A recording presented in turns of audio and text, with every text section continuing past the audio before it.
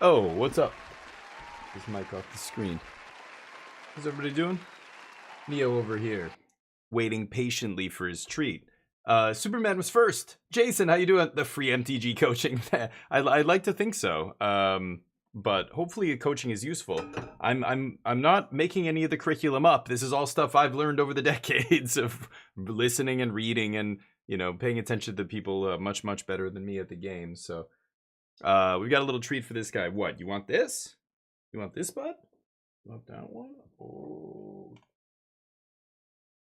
He's got to use his nose to dig through here and find the treats that are in there. It's a nosework toy. Go over here so people can see it. Show them what you're doing. So he's got to use his nose to like push back those flaps and find every little treat that's in there. And there's a whole bunch of toys like this. They're called nosework toys. They're really good. It depends on the kind of dog. Neo loves to dig and not dig. He doesn't dig in the dirt, but he loves to like stick his face in and like you know, if he has a stuffed toy and it squeaks, he wants to get his face into the guts of the toy and rip out the squeaker, like no matter what happens. Kind of funny. Anyway, let me catch up with you guys. Okay, I Scoop, what's up? Congrats to Okay, I Scoop yesterday. Came in second place in Jaffer's tournament. Nicely done. Curious how this list lines up. The one we've been running? Sure. Let's see. Oh, this was the guy who got... oh, no. This isn't... Oh, this is a standard challenge. Okay. There was a blue-white control deck in the... in the RC. Here, let's jump over here. I'll show you guys what I'm looking at. There was a blue-white control deck in the... Oh, turn on the display real quick. There we go.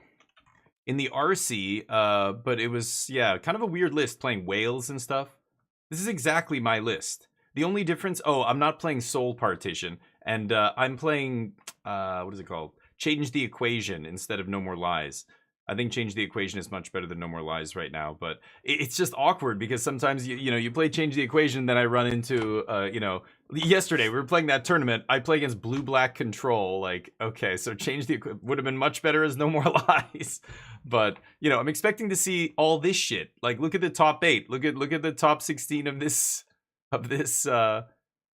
whatever this challenge or whatever this is. This is kind of what I built my deck to beat, but I ended up not really playing against that.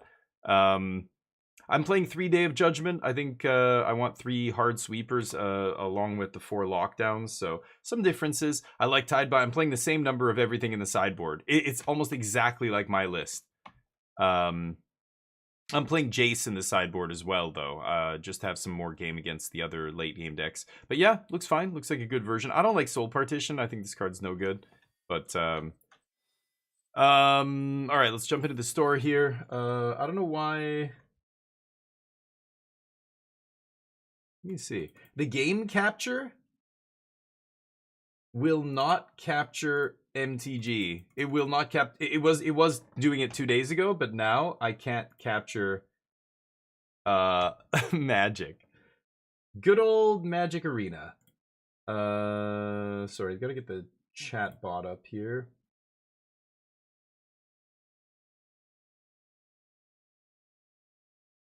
Auto authorize again.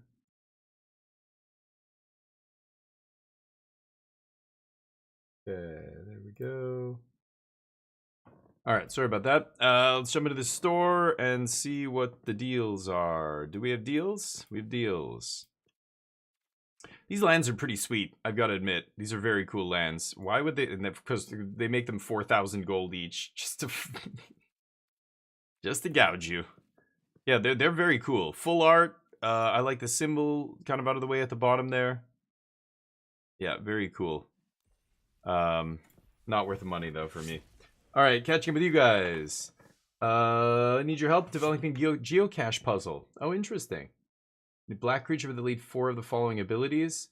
That's easy. Soul Flayer. Or wait, Soul Flayer gets the abilities of whatever it exiles, so usually it has all of that, but Sire of not Sire of Insanity. What is it called? The 7 mana Eldrazi guy that's legal in Standard right now also fits the bill, right?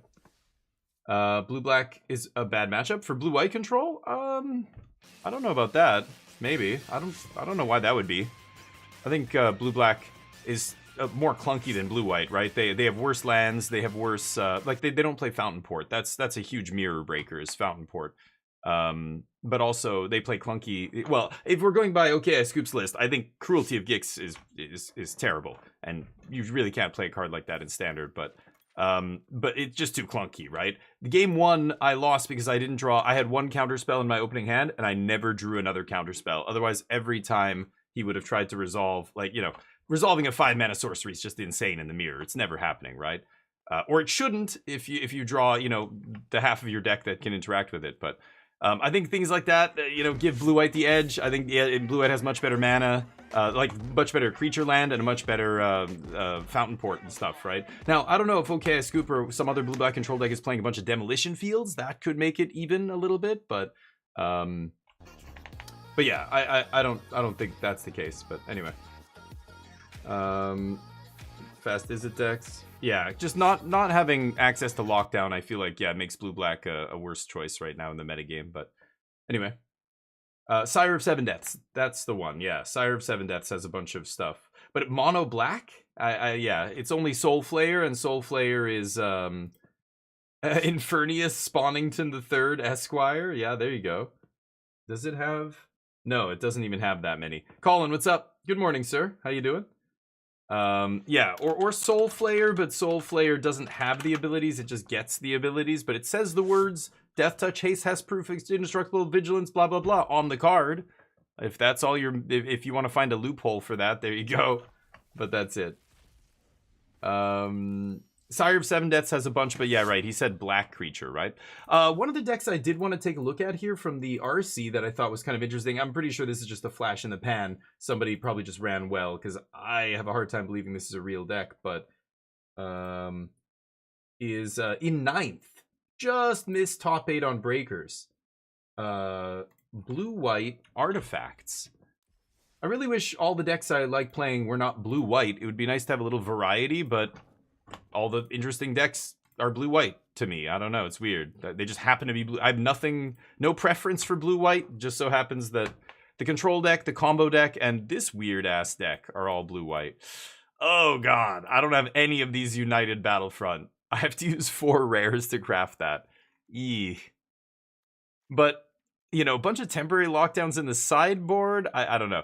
So you're doing the Simpson thing, you're, United Battlefront, obviously putting Simpson and stuff, but look at this removal, 3 mana sorcery speed removal, spot removal, that is atrocious. 4 legendary Iron Crag, so you're gonna have many games where this is just dead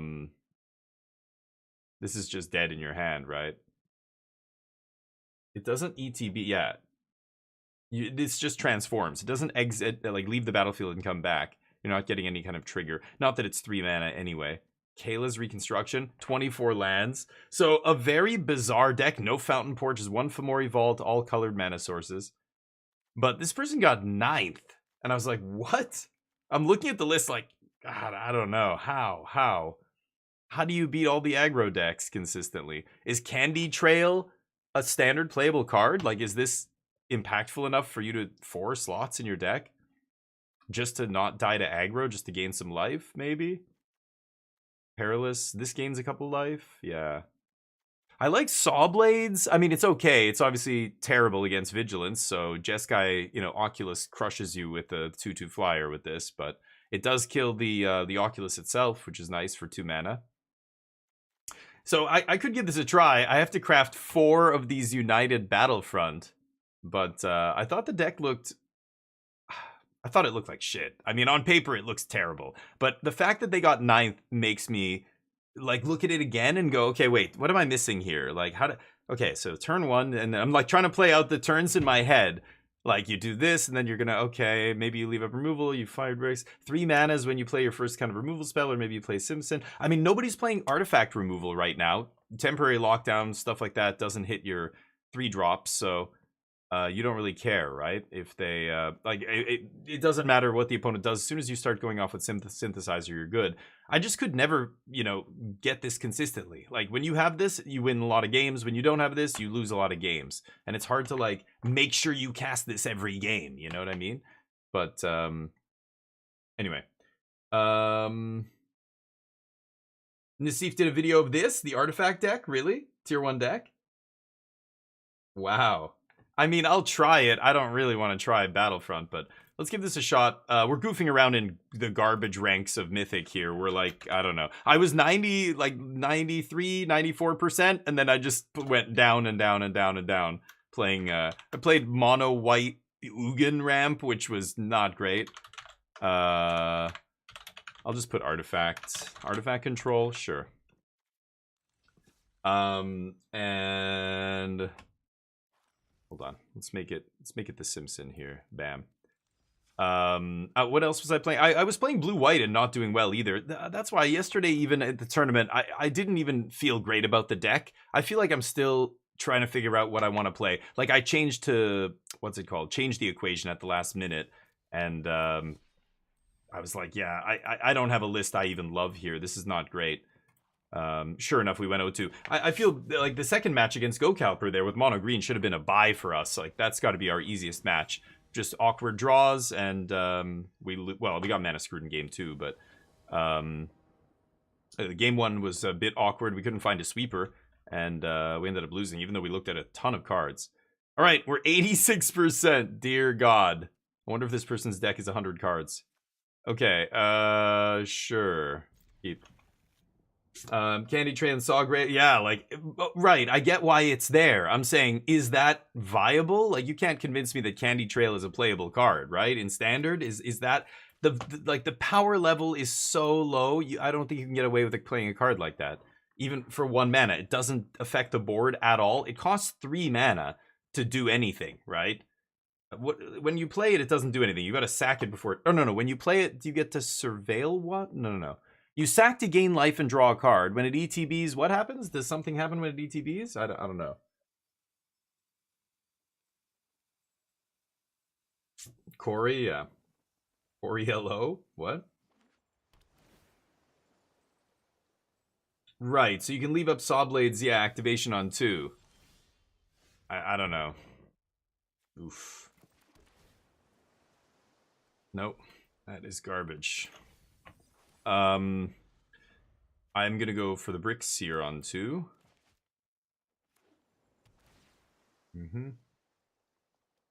Hey, Crispy, what's up? You love my Oblivion character? Yeah, he's pretty silly. I might go back and play some more Oblivion this week. I also want to keep playing Clair Obscure.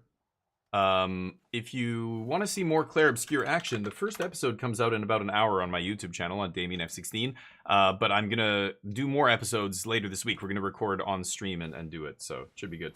Oh, it scries 2 when it ETBs. Okay, so it does something, but ugh. Yeah, it's very low impact. I just don't think that's good enough for Standard, but Akal Pakal in the main deck. Good lord.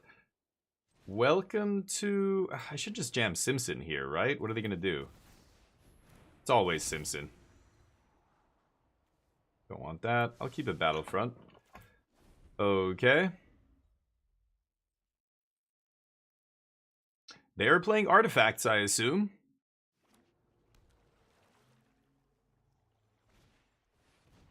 There it is. Blue-black. Giving me a Power Stone. Pretty nice, actually. Little awkward. Akal doing things. I can't interact because I don't play removal. My removal is Braided Net here. Very tempted to just United Battlefront, maybe hit a couple Simpsons and win the game. Holy shit. Okay, well, that's awkward. This is... Hold on. What does Candy Trail says? Sack, draw, right? Game 3, draw. 4, 5, 6.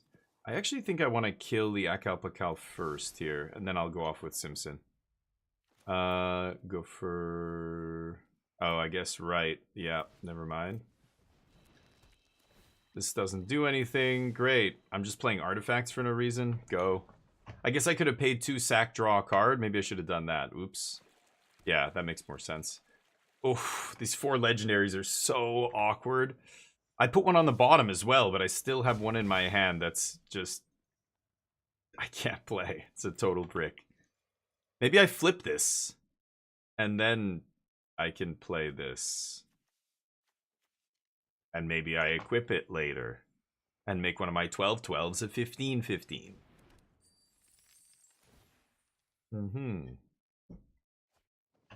Fountainport and Mirex. Good lord. Make up your mind.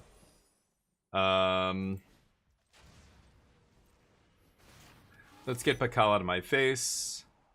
That triggers Simpson. And I am gonna scry here. What does this do? Oh, speed, right. There might be a way... Well, the speed never matters. Oh, lovely. Don't need any more land, but I'll take another Simpson. I mean, the Simpson was already on top, but... go? Okay, lots of trails of candy. Candy everywhere. A spicy jank, yeah. I mean, why not? We're in 86%. It's either that or just play... I'll play some events and grind... Turn gold into gems, maybe get some QP points or whatever. Ezra. Okie dokie. Sure. Can Ezram tangle with giant golems? I don't think so. Yeah, it doesn't matter what you take here. Maybe Braided Net, but yeah. They don't know I have Simpson on top. When they see second Simpson, they scoop.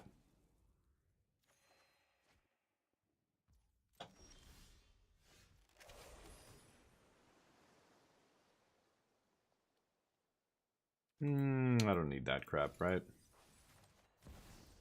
Do this. Triggers. Scoop. Thank you. I don't know what to sideboard against the blue-black artifacts deck with Ezrim.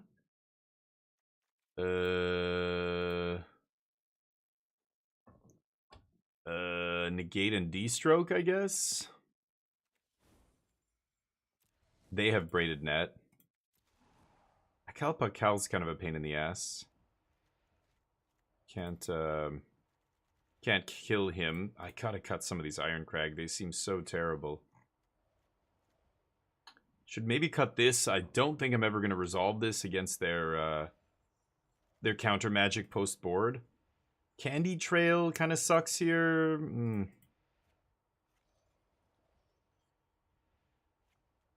We're gonna get lost, sure. Lockdown on the draw to kill what? I think if I bring in Lockdown, I have to take out some stuff, but I don't know. Negate, D-stroke, yeah.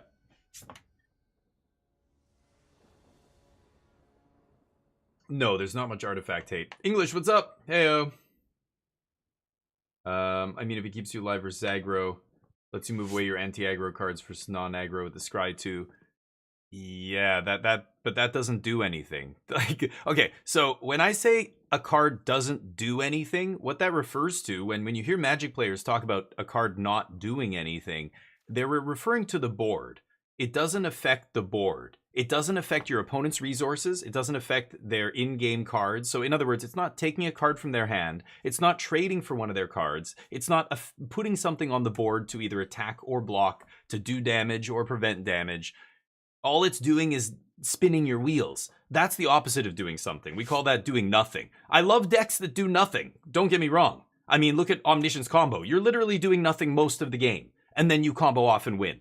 Moment of Truth does nothing. Dragonstorm does nothing. You know, before it, Charta Course did nothing. Like, all these things, when I say they don't do anything, maybe that's where I'm losing some of you guys. It means it's not affecting the board. Candy Trail does nothing. Can you afford to play 4 copies of a card that does nothing in the early game? Everybody's doing something in the early game. They're either taking a card from your hand, making you discard, playing creatures, playing something to kill you with later, like, I mean, Innkeeper's Talent, you know, something like that.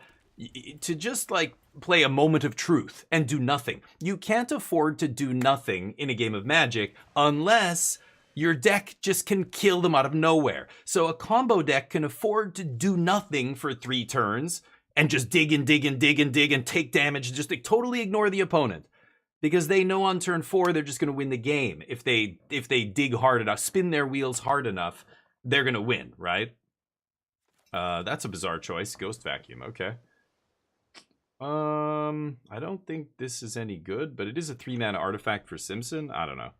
What is Repurposing Base says sack a 2-mana. Yeah, I've got to sack a 2-mana artifact to go get another Simpson, right?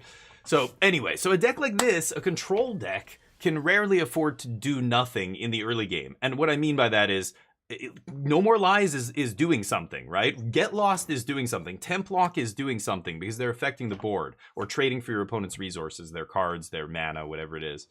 But, you know, Candy Trail does fucking nothing. I don't think Blue-White Control can afford to cast Ponder on turn 1 and then do nothing on turn 2. Like, I don't know, some dig spell on turn 2. Like, that seems bad, right? So it's Candy Trail on turn 1, and then you hope you have something to actually interact and do something. But if not, the best you can do is use 2 mana to sack Candy Trail and continue doing nothing. I don't know if I love that. But anyway, that's what I'm saying. Is that good enough? Like, you're not doing anything with that card. Is it still worth playing? Does it do enough? Like, is the life gain really that good? Or you need something to kill their creatures. That would be better, right? Elspeth Smite or whatever. But that doesn't have any synergy with your artifact nonsense. So, you know, you kind of need the Candy Trail to make Repurposing Bay better, turn it into Saw Blades. Maybe that's, you know, but again, we're talking much later, turn 4 or whatever. Sure. What did they do? Disenchant. Ah, lovely.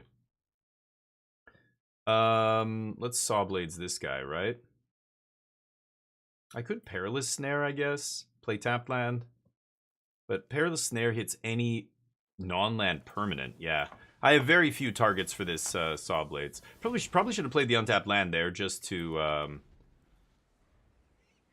play around Spell Pierce. They did have a blue up. Oh, well, hello there.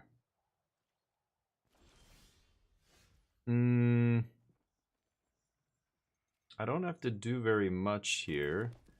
If I play Repurposing, I think it's going to get countered.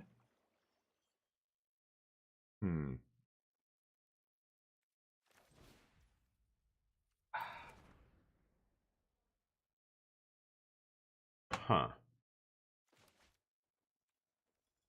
I have 2 cards. I'm just going to pass. Sorry, I'm catching up. English says, yeah, this is blue-white artifacts. Negate, yeah.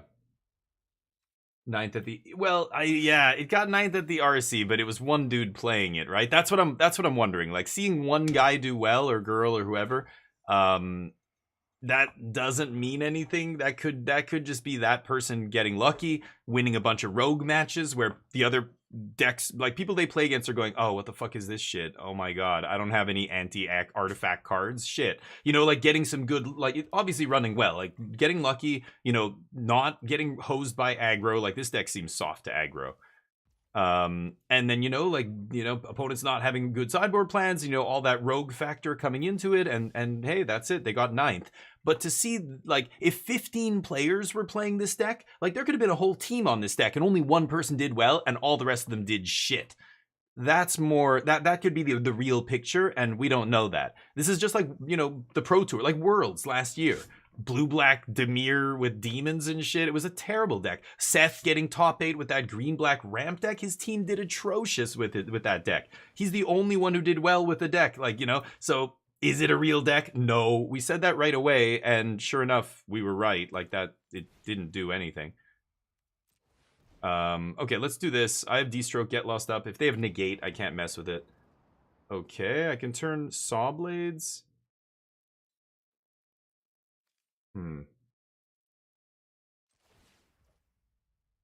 Do I think... No, you know what? They could have Tidebinder here. I'm going to pass. I'm going to pass.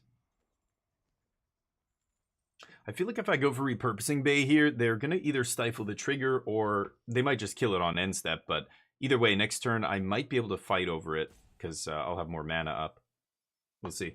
Okay, sorry, catching up still. Lockdown. Yeah, so why Lockdown?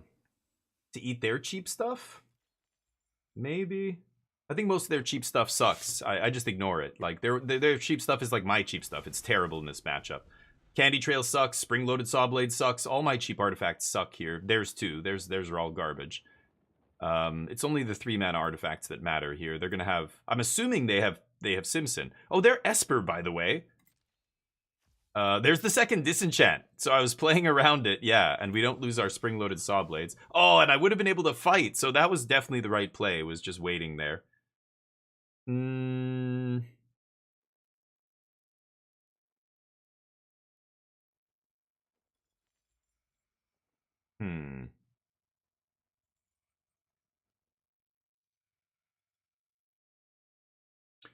Do I fire up Anchorage and swing here? I'm kind of tempted to. They can only play one spell, and I have counter magic up, so let's punch. I want to set up a board of a lot of artifacts here so that Braided Net just draws me a ton of cards. Or I can sack, you know, artifact to flip it and then draw cards. I'm not even going to crack the map. I'd rather leave up my counters and get lost. So let me see. Turn 1 play, yeah. You don't need to. It's a tool to give you time for cards. Yeah, so it's a do-nothing. So, you know, that which is fine if you're the kind of deck that can win with a do-nothing. But is a do-nothing good enough? I don't know if this deck can win. It's not Omniscience combo where it can just do-nothing, do-nothing, do-nothing, win. You know? You do nothing the first couple turns. I don't know how you're getting back in the game. They're going to take Negate here. I'm going to let this resolve. Just leave up whatever.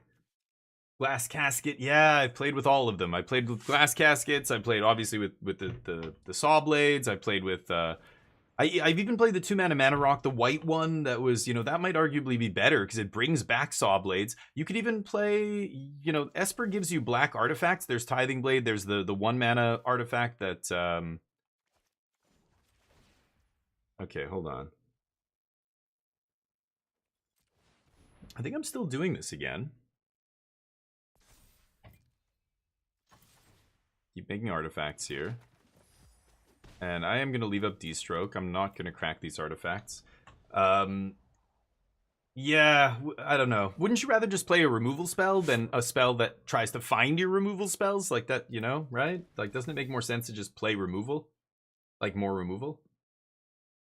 So, anyway, it's a do-nothing that filters. So, it's a cantrip. Cantrips are good. Yeah, they let you look... Ponder's a great card, preordain, but not in every deck. Right? Only if you're benefiting from playing cheap spells, like you're a blue-red deck. They play Sleight of Hand. I would never play Sleight of Hand in this deck, right? The fact that it's an artifact is the whole reason you're playing it, but does that make it good enough? I don't know. Okay, let's go for the Battlefront here. They probably have to counter this. This is our best card. This is the reason that player did well, I think. Yeah, they've got to fight. They do. Okay, now that they're tapped out, what? Oh, I can only play one thing a turn. Right. Okay. Could snare that High Noon, but I don't really care, right? Maybe now that I have such a mana advantage, I probably should. Or I should just snare the Braided Net. But, there goes their last counter, I imagine. We'll see. 2 Disenchants, Duress, and Negate. I think they drew most of their sideboard cards here. Pretty good, but they're still losing this game. Exile, whatever. Yeah, rogue decks have an advantage in that way. They have a disadvantage because they're usually worse than the actual established decks. You're playing a worse deck hoping to surprise people and steal wins that you have no reason winning this match, but your opponent doesn't know exactly how to play around what you're doing, and you win, right? Sure. Okay, I think I'm gonna get lost the high noon here. This doesn't matter. So you can steal some games like that, but it gets harder and harder to do the more and more you like the longer the tournament goes on and the better the competition. So that was a lot of rounds and against pretty good competition. So the fact that this deck still did well says something, but again, it could just be, you know, a lot of variance there, a lot of luck, a lot of you know, opponents making mistakes because they haven't played against this deck ever. It's not a deck anybody's really testing for, right? Yeah, I wouldn't say it's jank, but I think SP just means it's a rogue deck. Rogue decks are all jank by definition, right? A jank deck is a non-mainstream deck. That's how I see it. Okay. So let's go Perilous. Ghost Vacuum brings back feature card.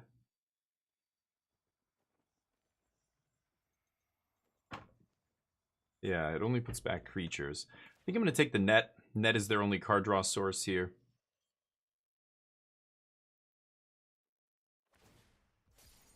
Sure. And I'm going to play my own net. And I'm going to flip it. I could leave up D-Stroke, but they know about D-Stroke, so they're not going to play anything into D-Stroke here. Although, I don't know, maybe I should wait with the net. I think I'm tempted to flip it here and just draw a bunch of cards next turn. That feels good to me, right? Oh, oops, wrong one.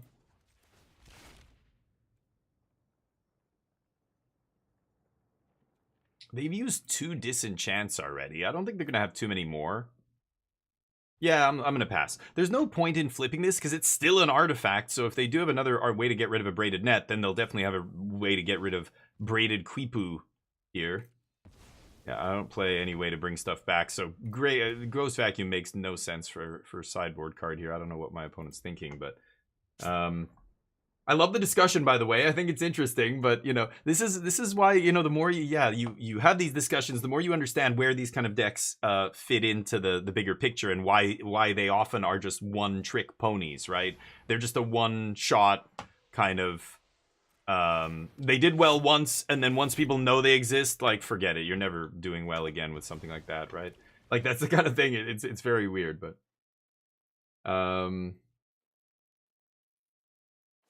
Rogers? I don't know what you guys are talking about anymore. Never a Dead card. I don't know what you guys are talking. Are you still talking about Candy Trail?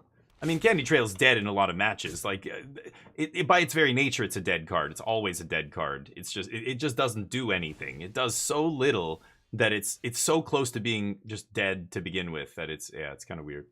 Well, I could draw a bunch of cards here, but they're going to draw a bunch of cards. I think I'd like to shut off their card draw first. And let's craft with Artifact. And pass. Sure. You know, I just feel like, yeah, the ceiling's so low. It's basically it's a dead card already. It's just not a real card in Standard. It's just so low impact. It basically does nothing. So it's not that it always is good. It's more like it's never good. And can you make it better than it is with the surrounding cast? Like, is there enough synergy in this deck to warrant playing a card that bad? Like, in this deck, is it just barely good enough to earn its spot in the deck? Maybe. That's what I'm trying to figure out, right? Oof. No. They gonna fight? Oof. I get the draw, you don't. Oh, was that a good draw? Yeah, let's scry first. Plus we get to draw another card. Do not want. Okay, I think I'm just gonna do it now. God, if they have Tidebinder, that would be sick. I don't play Tidebinder in the sideboard. Draw 5 cards. That's going to be tough to lose from this position. 2 of them are 3-mana artifacts. Like, what are the odds? I play this artifact deck the first time, and I run into another artifact deck? Are you kidding me? An Esper artifacts deck? Hey, they drew card draw off the top. Pretty lucky. Okay. Not as good as mine, but still good. Ooh, that net's a problem. But I think we're going to go off with Battlefront here, so it should be fine. And transforming... Oh, Craft. So Craft actually exiles and comes back. So it's not just flipping it. I won't be able to tap it with Braided Net before they can draw. So let's go for this. I might just put a Perilous Snare on the battlefield and eat that thing. Don't mind if I do. Oof. Yeah, Battlefront's insane in this deck. That is the reason to even bother coming back to this archetype, right? And that's what this person did. They're just like, okay, is Battlefront good enough? And I guess, yeah, they found a list they liked, and that was it. Yeah, so this is what I was saying. This doesn't matter that they tap this. I can craft, and then I can... let's see here. I could just Battlefront again.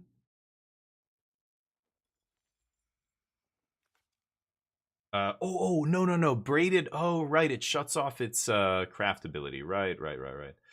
This is interesting. I think I'm going to go for Battlefront again. I know they're tapped out and they can't counter this, so let's just ruin their day.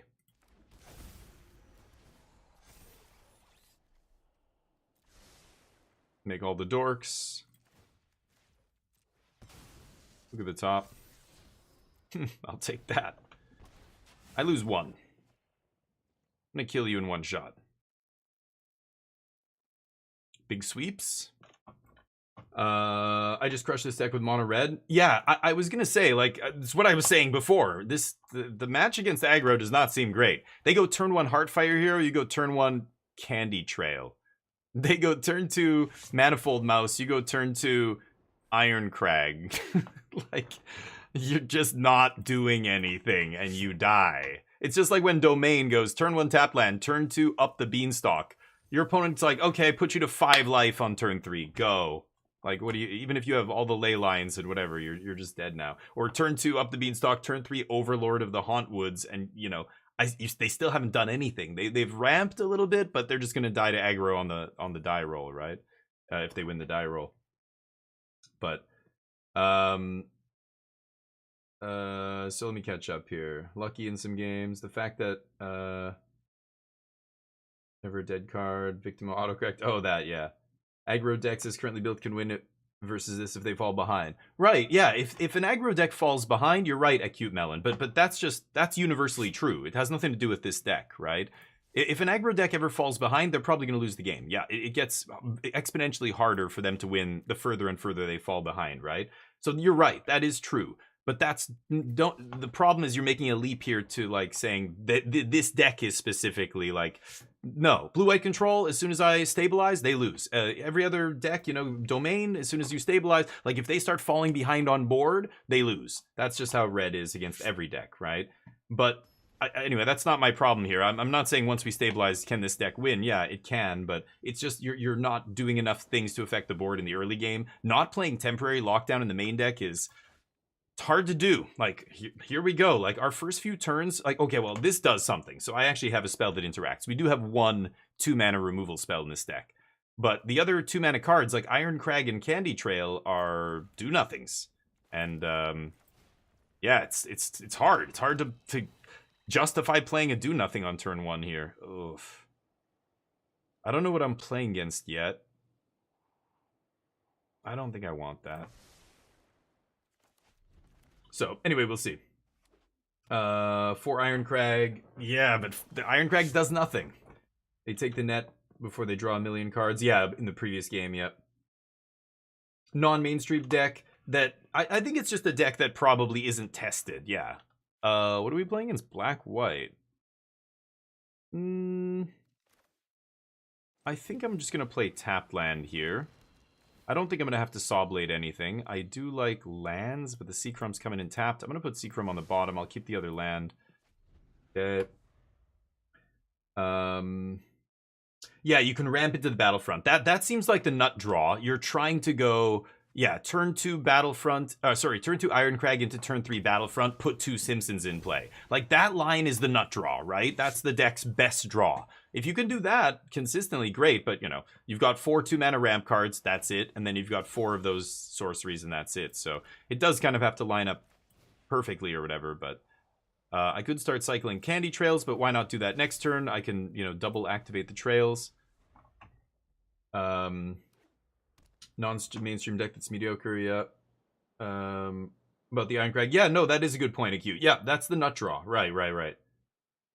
The Scry 2 and Artifact Synergy will always do the same nothing no matter the matchup. Right. It's still doing nothing no matter what the match is. Right. But not every deck can punish you. Like, I can happily do nothing the first 3 turns against a blue-white control deck. I can happily do nothing the first 3 turns against Omniscience combo. It's the 4th turn I gotta watch out for. Against aggro, though, against 50% of the decks in the metagame, you can't not do anything on the first 3 turns. That is death. That is a death sentence against many of these decks, right? Okay, let's jam the bricks. So it's like, you just got to be honest about, like, what are the likelihood of you dying very early before this deck does anything? Very high. So how are you not dying? Is this enough? Is 4 Saw Blades and some life gain? I don't know. And is that enough to stop Mono Red? Doesn't seem like it, but anyway, that's what we're trying to figure out here. I thought I'd take it for a spin and see. Maybe I'm wrong. Maybe I'm happily willing to admit if I'm wrong. Like, if this deck is good, I haven't played against aggro yet, but if I play against aggro, I want to see how it feels. Is it how I suspect it will be? In other words, is it going to get trashed by aggro? Maybe. I don't know. Should I braided net this? Probably. Scry 2 artifact, yeah. It's always going to do the same thing. That's true. It's a low ceiling and a high floor, I guess you could say. What are they going to bounce Kieran? Kind of weird. No. I could have actually done this. Yeah. Yeah, because they're not going to get the counter here. Hey, Helena, how you doing? Okay.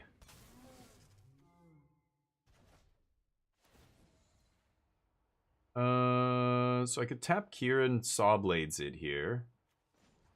I think I will. If the mana worked in Jeskai, I think, yeah, if the mana was better in Jeskai, I would be all over Jeskai, but there's, you know, the mana's rough, and I think, we're talking about Jeskai control, I assume.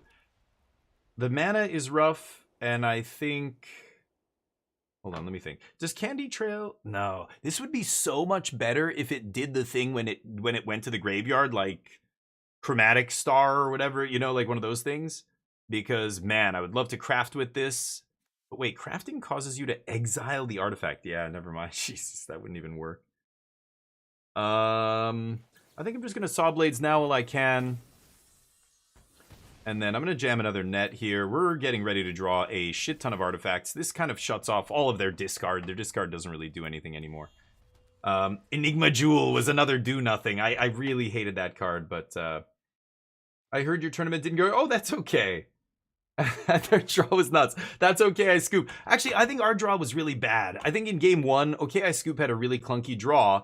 They had, you know, multiple. I think they only played 2 Cruelty of Gix, but they had both their Cruelty of Gix. Like, that's the most easy spell to interact with, like, for blue-white control. I didn't see any counter magic except the one in my opening hand. I had 3 steps in my opening hand. I drew a bunch of cards. Both of us were drawing cards, making land drops. I couldn't find a single other counter spell. That said, I ended up changing some of my counter magic to change the equation, and that could have been. You know, that was obviously much worse against the control mirror. We could playing Change the Equation over No More Lies. So, you know, my deck wasn't really set up to beat control in game 1. But also, we kind of had a rough draw. Game 2, I think we both drew fine. And then game 3, yeah, again, I wasn't able to put it together. But what was rough was the next match against Go Calper. That match is pretty easy, I think, and I somehow lost it. Okay, let's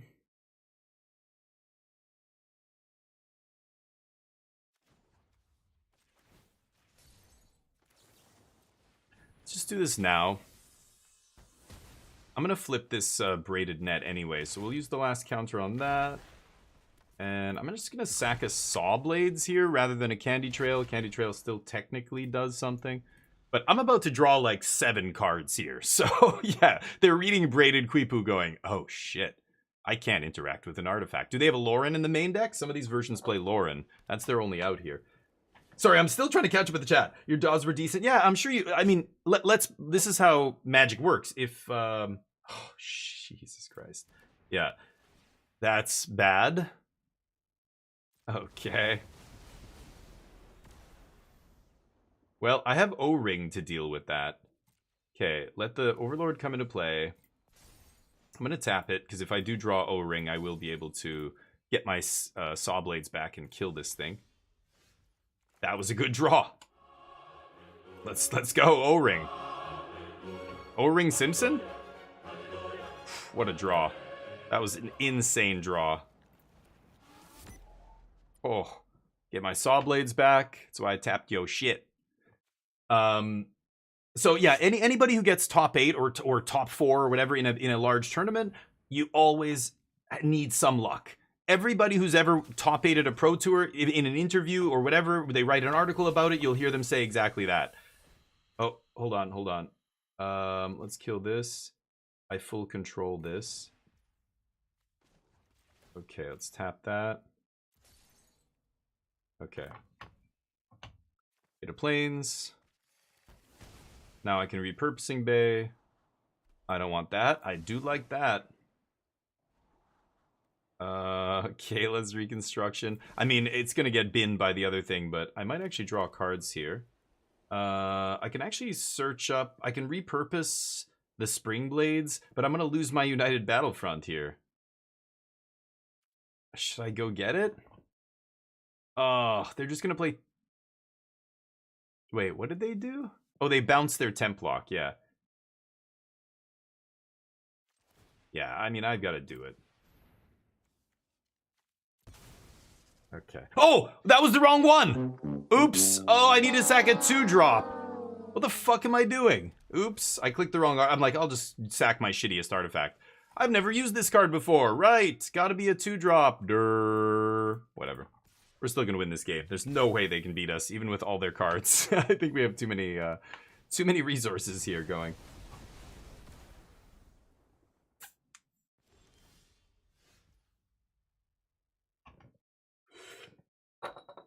Iron Crag. Cryptic Coat. Oh, I have no idea, Dr. Muffed. I can't explain anything in this deck. I have no fucking clue why they're playing a bunch of the stuff they're playing. It's kind of crazy. What 4-mana artifacts do I have? I have 1,000 Moonsmithy. That's it. So I can turn Perilous... Okay, let's just activate this first. I can turn Perilous whatever into... Well, fuck. Then I top decked it. Okay. Well, now I don't have anything to turn Perilous into, right? It's got to be a 4-drop. I think that's the only reason they're playing 1,000 Moonsmithy here. But, alright, let's just play Coat then. So be it. Kayla's Reconstruction, yeah. Cryptic Coat, no idea. Maybe they just can't close games. Maybe somebody stone brains you, you need another way to win. I don't know. I honestly don't know. But it's a Kayla's Reconstruction off the top. Okay. Awkward. Craft with cards in your grave. Yeah. Oh, that's right. Yeah, you can use cards in the grave too. Yeah, that's right. The alternative play in an artifact deck. The alternative turn 1 play. Yeah, there isn't one. You have to play a non-artifact spell. So you've got to play... Yeah, that's war... Wait, what? Oh, right. No hexproof, no ward. Sure. You've got to play like Elspeth's Might or, you know, whatever. Some removal spell.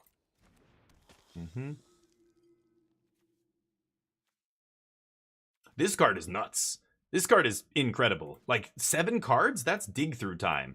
Dig Through Time for 4 mana, find your 2 best things, and put them on the battlefield? This card is ridiculous.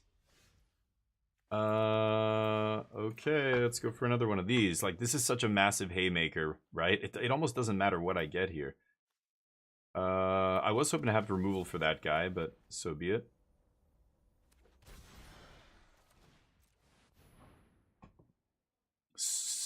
Smoons. Let's see here. Mono red, the Corey blue red decks.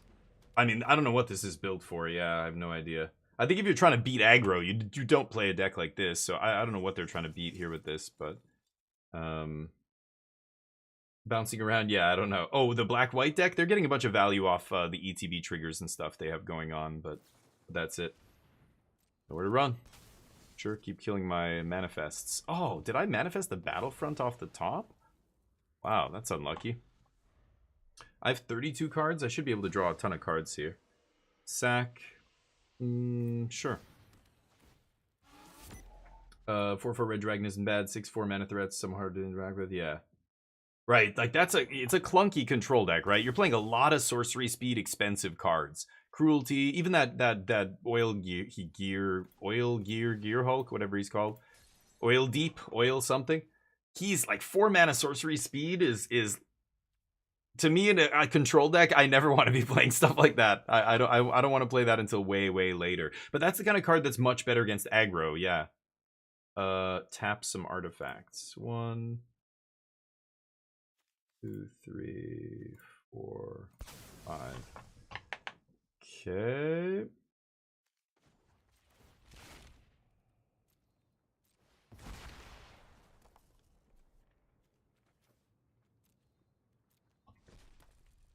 This says when I cast an artifact or creature spell using the manas.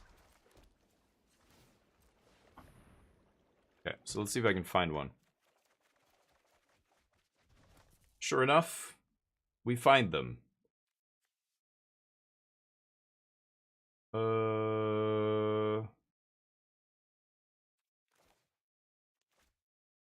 I mean, I want to get the Simpson going here.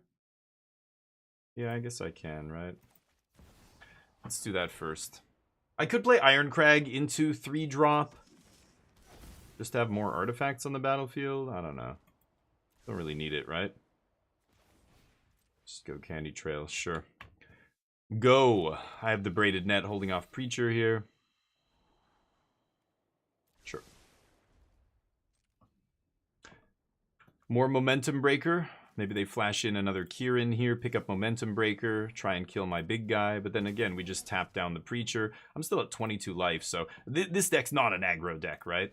Yeah, they flash. Yeah, exactly what I was saying. So this is the best they can do, but it's not enough, right?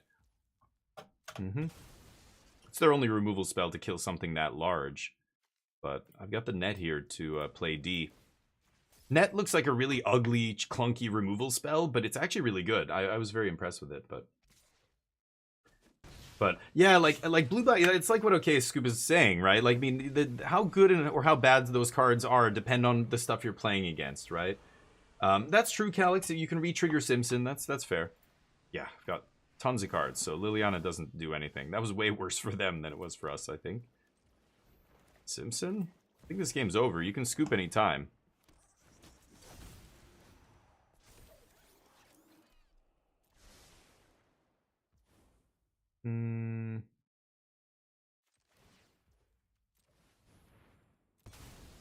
Let's go get a Blades here. Kill that.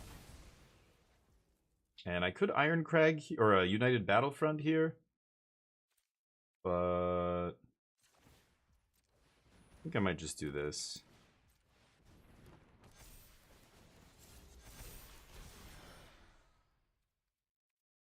And upkeep. Tap Liliana. Don't feel like discarding any more cards, thank you. Remember, Braided Net can shut off Planeswalkers. It's very useful. Just tap them on their upkeep. Okay. One more coffee here. Yeah, exactly. Okay, yeah, you're much more of a tap out control deck, right? I want to be a more reactive control deck, but OK Scoop's version is a proactive one, or we would call it tap out control. I used to play Esper control, was like that with all the Planeswalkers, those super friends, you know, control deck, Solar Flare, you know, like there's many versions of tap out control.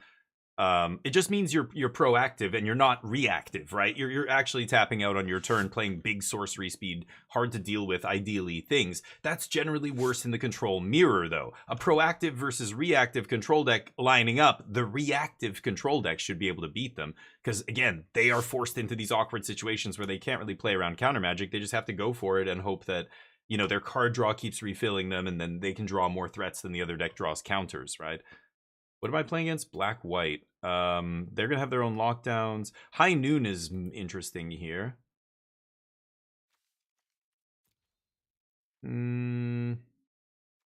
Get Lost, I should probably play. Overlord? Are they doing stuff out of the graveyard? Not really. They have Gix's Command and Overlord that pulls stuff out. Liliana? What else are they doing out of the graveyard here? I don't think graveyard hate makes sense. But what should I cut?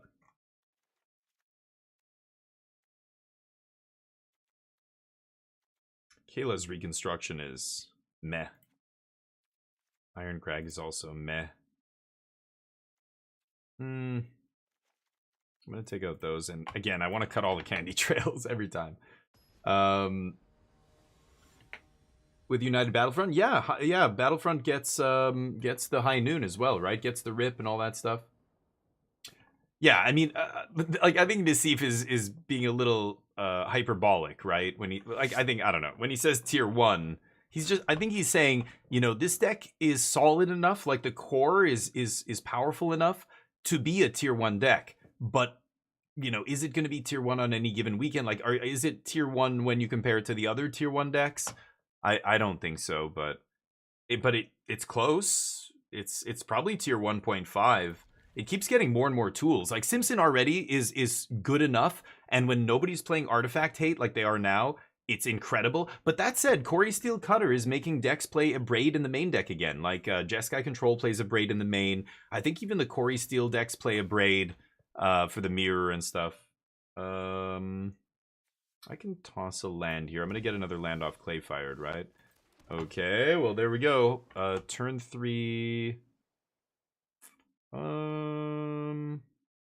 it's awkward. I like that it eats a Planeswalker, but I have Get Lost already. We already have 4 mana here, assuming they don't duress us and take Iron Crag, but I was going to say they might duress us and take Battlefront here. Kind of the same thing. Sure.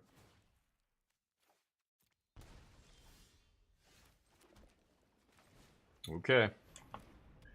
Let's see if they duress. Lauren's, yep, could be Lauren. Yeah, I think Cutter is adding. People are playing more Graveyard Hate, and it's, I don't know, that's not great, right? Okay, Battlefront, baby. And this is the problem. Like, if you don't find Simpson, the deck it's not great. I could kill that thing. I don't really give a shit. I have those Spring Blades in hand. If I take... Okay, I'm going to take Repurposing Bay, Braided Net here, I think. And the reason is Saw Blades in my hand will turn into a Simpson off Repurposing Bay. I don't need to take a second Saw Blades. Braided Net's already a good defensive tool. It's going to keep their whatever dork off my back here. This 2/2 idiot. I can kill him whenever as well, but I'm hoping to kill something a little bit better. So... Sure, let's tap this. No plays. Interesting. Okay.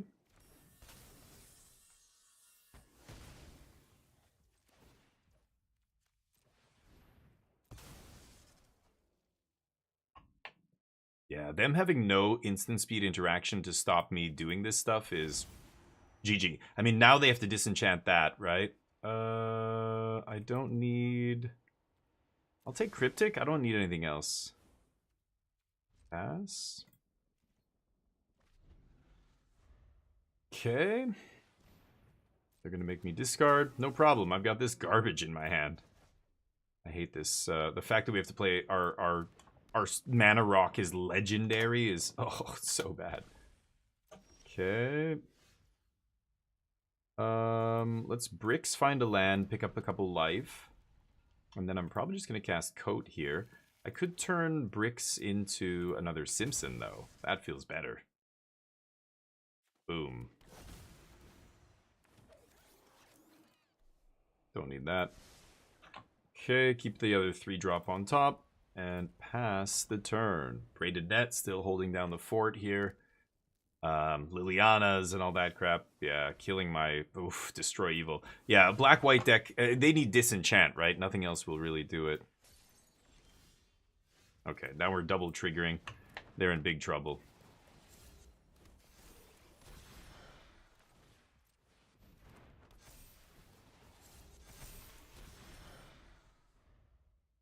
That is lethal 2 times over. GG. All right. Again, this doesn't matter. I want to see how this deck plays against mono red, Gruul, blue red. The really low to the ground aggressive decks. Ooh, shiny. Is that an artifact achievement, I assume? Okay. Great. Someone did really well. This deck came in 9th at the over 1,000 player regional championship that just happened on the weekend. Yeah. So it was what was it called? Bologna in Italy. They had a big regional championship, over 1,000, I think, just under 1,100 players. And this deck came in 9th, which basically means this player had the same record as the people in the top 8 and just had worse tiebreakers and just missed the top 8 on breakers, right? So that's great. It's one of the best decks in the tournament, that tournament. Now, is it because a lot of people are not prepared to play against something like this? Can this deck still win tournaments now that people know it exists and are... I mean, I don't think anybody's... Again, it was one guy who did well. So it's not like a whole team put 3 copies in the top 16 or a whole, bunch of people played it and like a bunch of them got top 32 or whatever. It's one dude, and that's just not enough individual data to say whether... Like, maybe they only played against mono red twice in... whatever, 11 rounds or whatever it was. You know what I mean? Like, you don't know what happened, so it's hard. I would love to see his match, the matchup breakdown. I guess I should be able to see that on... I think there's probably a way I can filter that data on MTG Melee and maybe find it, but I'll try this. We've got 2 mana plus the bricks, plus a Surveil here. Gotta hit the bricks, get those lands, and yeah, we rip one off the top. I'll continue drawing lands, I don't mind. So there's a lot of weird nonsense going on with this deck. I imagine there's a lot of lines that you can find that are... Oh, Omniscience. Yeah, this also seems like I can never win this match. I don't think I can ever win this match. Oh, no, wait. Blue-red. What am I saying? What? This is a green... Oh, my God. Right. We're in goofy land still. I forgot. Okay. Right. At first... Doppelgang, sure. At first I thought, oh. Wait, how many basic planes do we play? 4. Okay, I guess we're only playing 2. Yeah, 2 Clay-fired bricks. Okay. Oh, and we drew it. Dear God. I imagine they're going to have a counter spell up here, right?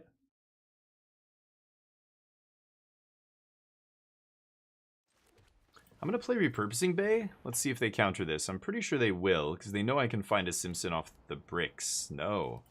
Okay. Blue-red, and they have green mana potentially in their deck. Okay. What the fuck? So I'm assuming they have Storm Chaser's Talent as well? Teamer... It's not Teamer Otters with Doppelgang. That deck is dead as well. I don't know what we're playing against. Some kind of Teamer ramp deck? Yikes. Well, I guess I'm resolving this. Garbage. 3 mana artifact. I don't want, I think. Yeah, like we play only a couple removal spells, no counter magic, no sweepers. Like we're very not interactive for a control kind of deck. I don't know. Would you call this control? 24 land? It's I don't even think it's a control deck. It's just a mid-range artifact kind of feels like a combo deck. It's a synergy deck, I guess. I don't know. Everything just... This is Michael Jordan. We're the Bulls. Everybody else on the team, just pass the fucking ball to this dude. Pass the ball every game. I don't care if you had a good... No, it doesn't matter if you think you had a nice shot. You pass it to Simpson. Let the Simpson handle it. Idiots. I'll try snare here. Let's see if this resolves. I'm gonna try and hit the beans over there. Dragonfall? Teamer Dragonfall? That's a... I don't know. Is that a thing? Simpson back in my hand. Okay. Sure.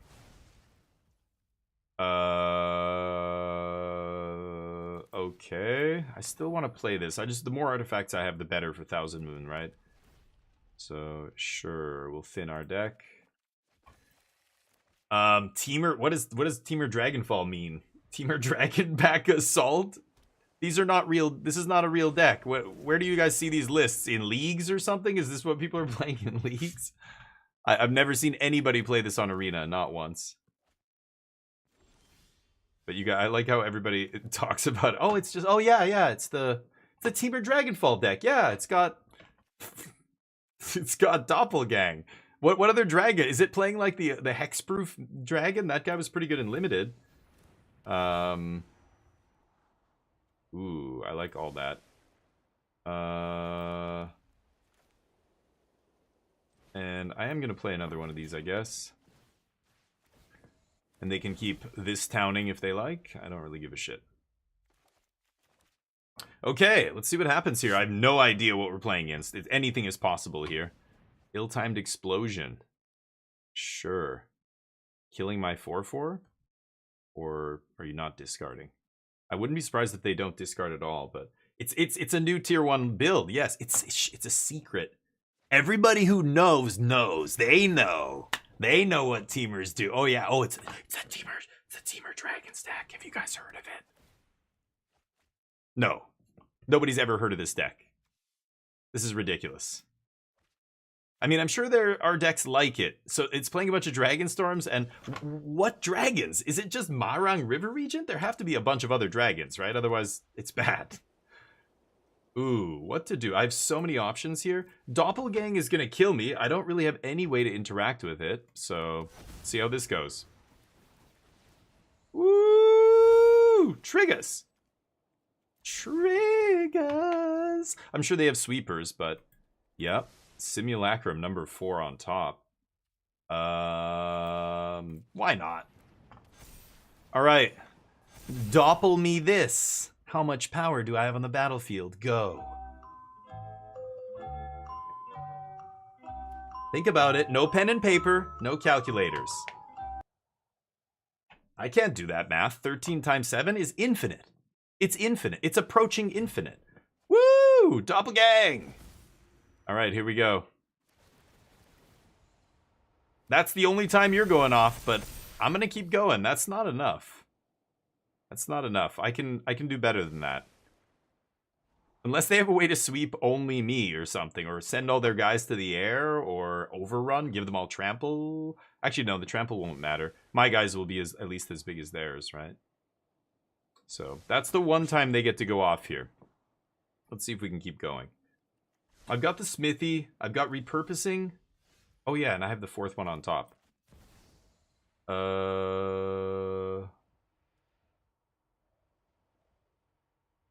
don't have any more planes in my deck, do I? That sucks, but whatever. This is ridiculous. Welcome to the 80% club in Mythic. Okay. Heard you like golems. Oh, you thought... Wait, you thought you were gonna out-simulacrum me, motherfucker? Are you crazy? 23/23's coming in. Doppel that. They have to block every single one, so I eat all of their creatures. They're never gonna be able to trigger these again, I assume. Do they play 3-mana artifacts in the Dragon Storm deck? Where do we have the Dragon Storm experts in here? Who... Yeah, Kirik or whatever. Yeah, the big 7/7 hexproof.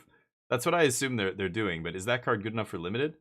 Ooh, this guy. No, they're all gonna die because whoever is double blocking is just gonna shrink, right? So that's not gonna do it.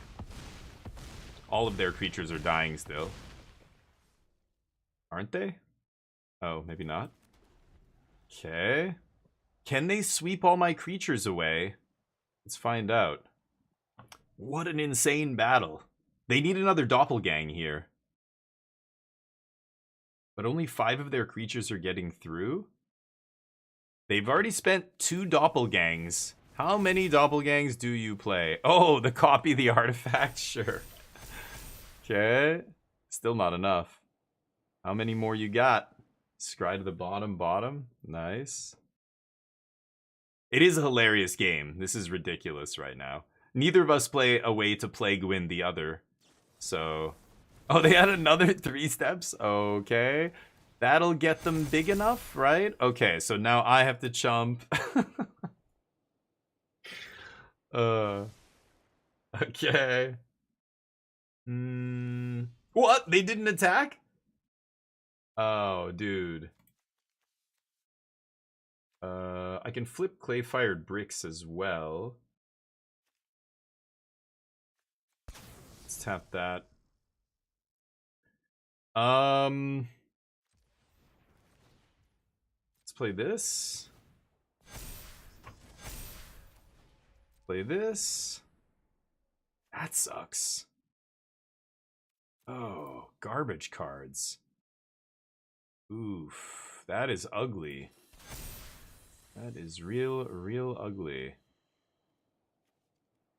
I draw the snare. I can't play it.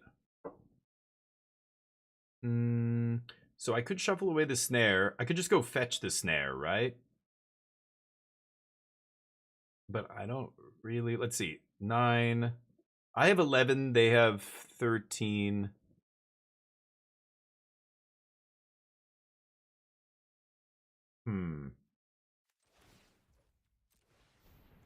Let's just toss the candy trail here.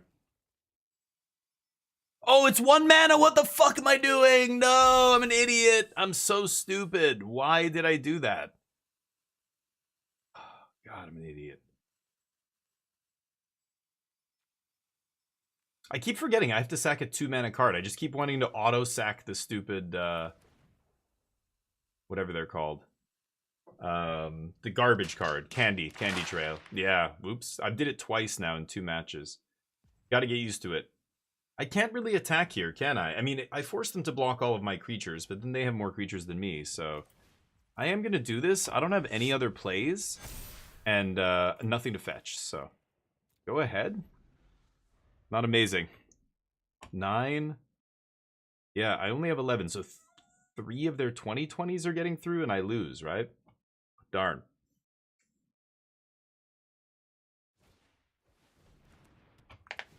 You think they're playing 3 Doppelgang? That's kind of insane. How many Doppelgang can you actually play in a deck? 2 at the most, right? Yeah, if I attack, I die. If I don't attack, I die, I think. So it doesn't really matter here. Oh, they do have a 3-mana artifact. Okay. What a silly match. We bring in some counter magic. High Noon doesn't really matter. Get Lost. I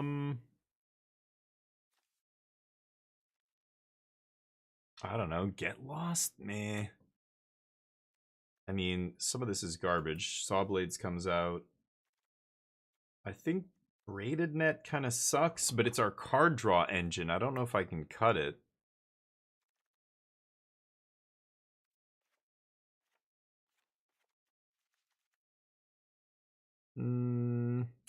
I don't think High Noon is great here. So I'll leave in 1 Candy Trail. Yeah, so I shouldn't have died there. It was my misclick, but my bad. If I had sacked the 2-mana artifact, I would have gotten Perilous. Perilous ETB, trigger all my Simpsons, then I have enough to kill them. But because I sacked a 1-mana artifact, I forgot I've got it. I've never played with this card before. I think I remember seeing, what was it, the blue-red artifact deck. Somebody did well with at a pro tour or something. And I was like, oh, we could craft this. And I was like, nope. It's like 12 wild cards or 13 wild cards. I'm like, no, I'm not doing it. So I didn't end up building it with this. The last time I played Simpson was before that card came out. So I keep fucking up with it. I keep forgetting it's Birthing Pod. Alright, let's find land. I mean, I've got to keep that on top. Okay. Let's see what happens. No, I misclicked move. That's all that happened there. I still don't think the Doppelgang is good enough. I think they usually, like, they're gonna get one trigger maybe, but then they showed me the World Wagon? I don't know, maybe they do have actual outs, you never know. I could just jam Repurposing Bay. Why don't I play the Coat? Yeah, let's just play Coat here. Negate. Okay. Would like to draw a negate. 3 steps? No, this deck's all in on the artifacts. I think they have to get lucky to have 3 steps and a 3 mana artifact, but I guess they are playing a 3 mana artifact in their deck. I was surprised to see that. Punch you in the face, and do I win the game? Double Simpson. Nope. Garbage. Oh. Terrible garbage. Ouch, that's a whiff. Oh my god. No. I'm still just... I know I need a land next turn, but I don't care. I'm either going to top deck a land or I'm going to find Simpson faster here. They're playing the Tri-Land. Goodness. Okay. Oh, that's a good one. Okay. Let's go Repurposing Bay. Threaten the Simpson next turn here. Yeah, Brotherhood Zen's probably the only good card in their sideboard against me, but it's very good. Any deck that's playing Brotherhood Zen or Braid would be obviously insane against this. The good news is nobody in Standard's really playing those cards, but here we are. But the Dragonstorm, dude, haven't you seen a recent Dragonstorm list? They all play Brotherhood's End. Everybody knows that. I'm gonna not have to sack my other thing. Great. I think I will keep a land. And let's sack this thing. And get a Simpson.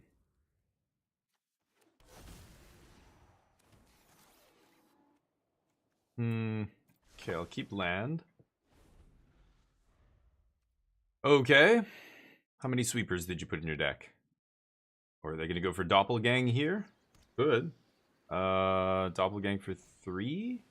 For 2. Wow, is that ever lucky? Okay.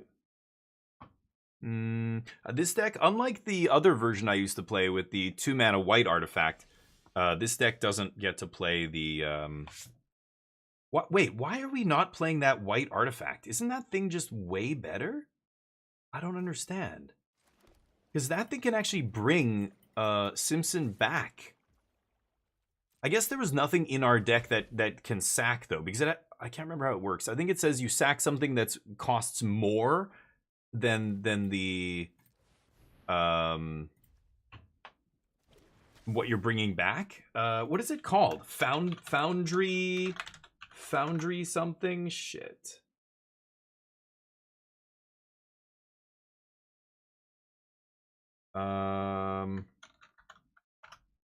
Should I keep looking at these? No, I can't. It won't. Foundry, what? No. I don't know. It's white. It's one white, one white, one colorless. You can make a white mana, but it has to be used to. You have to spend it on artifacts. What? Yes, I'm not going to tap the fucking net.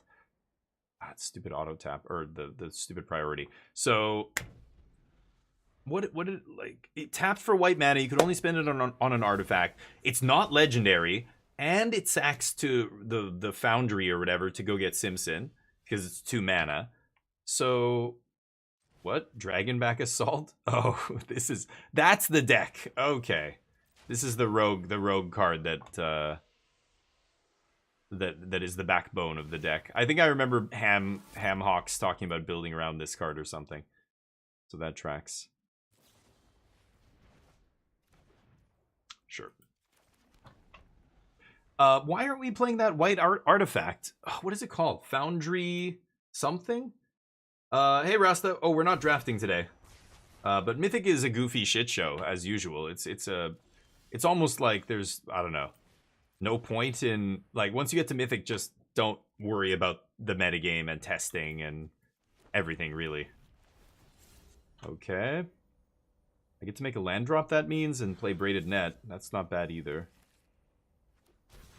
What did I manifest? A land. Bonus. Okay. What else you got? Whenever a land you control enters, make a 4/4. Okay, but I can't be blocked, so I don't care about 4/4s. Braided Net can tap down creatures as well. Sure. Does 3 damage when it ETBs. Okay. Got Restless Anchorage here as well. Bounce. I could bounce and replay Coat or Anchorage, or I could just flip the bricks. It's 7 mana, but gives me a couple 2/2s. They just die to that thing, though, right? They die to Dragonback Assault or whatever. Sure. Now I draw D-Stroke.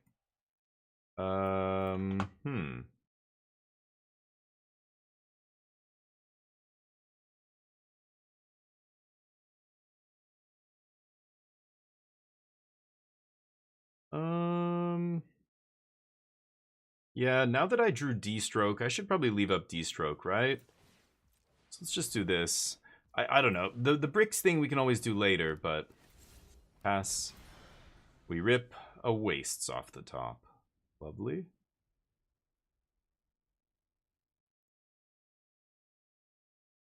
Okay. So is the goal to not only play a 6 mana enchantment to live long enough to play it, but then to bounce it for value? That's the whole point of the dragon deck. Interesting. Are they not playing Storm Chasers Talent? I haven't seen a Storm Chasers either. Sure. That's gross. I could bounce the Cryptic here.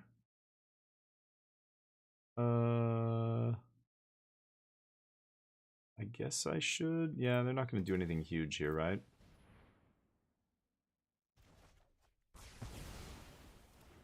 Okay. Are they going to swing? Let's see. Fabrication Foundry. That's the one, Helena. Thank you. Yes. What does it say? Exile one or more artifacts you control with total mana value X. One or more. Oh, or more. Okay, so that would still work. Yeah, so even if I'm only playing 1 4-drop in the deck, I just have to sack a couple 2-drops or a 2-drop and a 1-drop to bring back a Simpson. Yeah, that's sweet. It's not...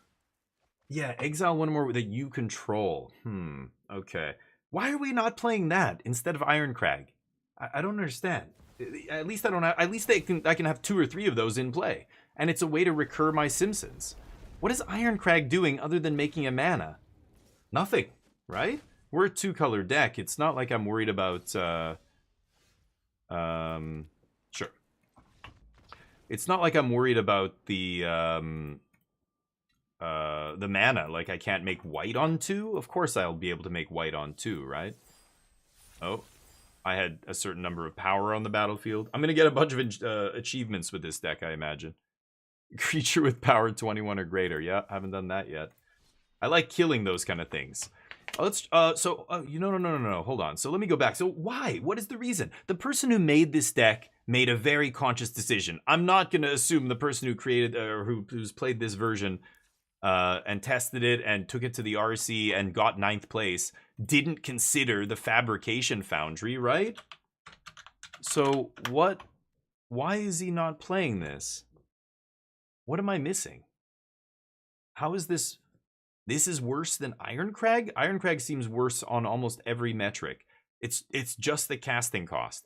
Making only white doesn't really matter. You can still pay colorless costs of these other blue artifacts. As long as you have 1 blue source, you're good. It doesn't cast United Battlefront. I guess that's what it is, right? That's the big reason. Yeah, it's what Calix said there. Yeah, it doesn't cast Battlefront. How good is that? Is that worth all the downside of Ironcrag?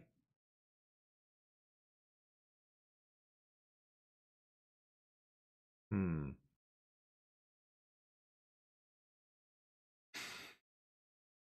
It's just so funny. I feel like it's so much more awkward this way. But the games where you get to go turn 4 or turn 3 Battlefront, it's insane. That's how you beat aggro, because you have no other real chance to beat aggro. That you just hope to do this. Yeah, I don't know. In this version where I was playing this, I was a more controlling deck. I was playing sweepers. I was playing the unstable glyph bridge. You know, there was more controlling aspects. I think I was playing 3 steps too in that deck. But this is more like a combo deck. It's 24 land. It's just, yeah, cast Battlefront on 3, but you maybe that's why Candy Trail earns its spot. Like, again, I was saying this card just is terrible, so bad that I don't ever want it ever.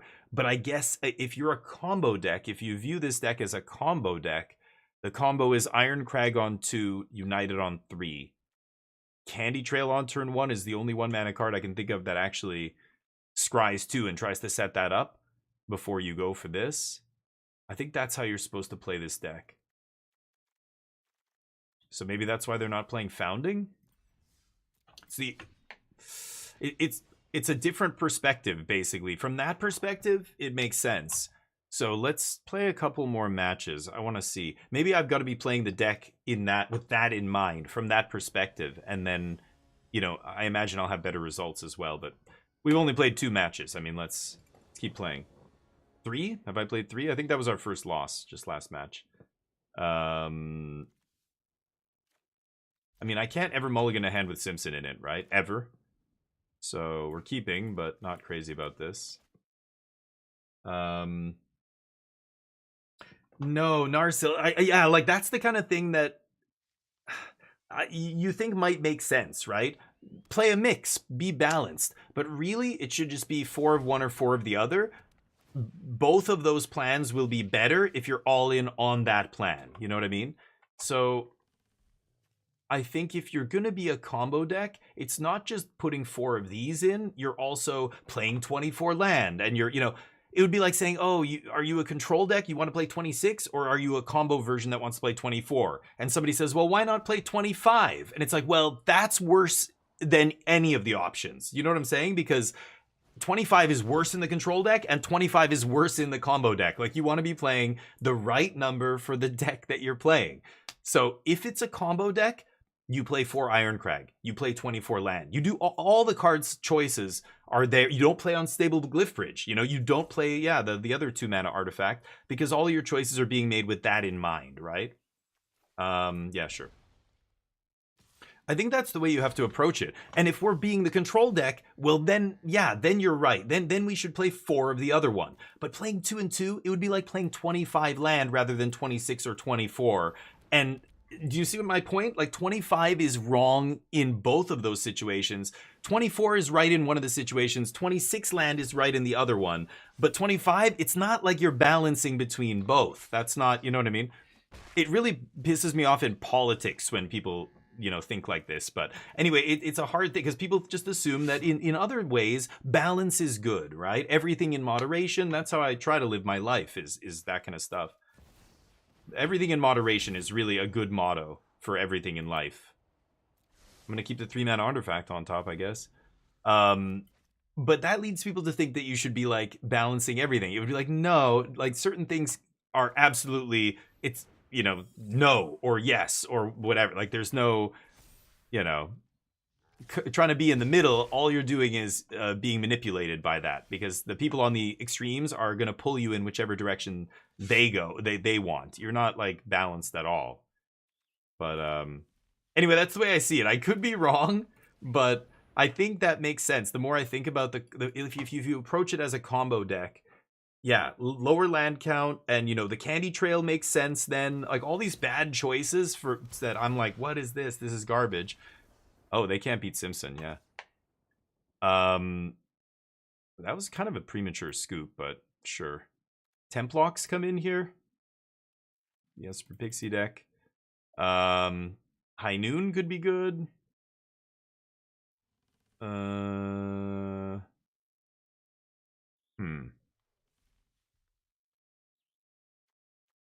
So I was siding out Candy Trail in our games, and you know now maybe I shouldn't. I don't think I'm going to play Kayla's Reconstruction. That's way too expensive.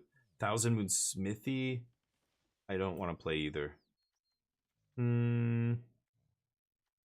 Perilous Snare is super clunky. Maybe I just take out the snares for the lockdowns.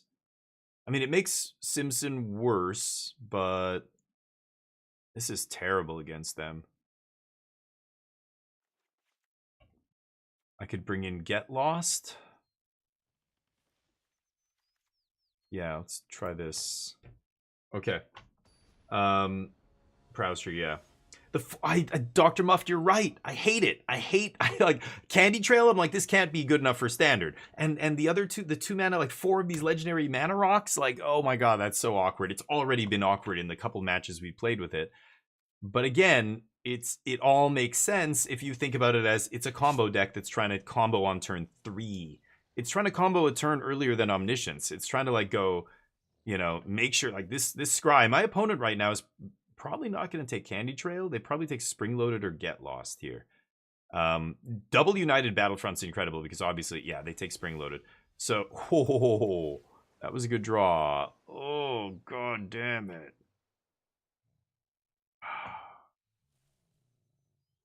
I'm going to keep it on top. It's greedy, but I've got Scry 2 with the Trail.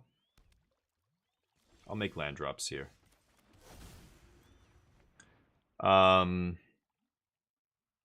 way you're fighting over this. Yeah. They play their Flash Dork, sure. Land Templock?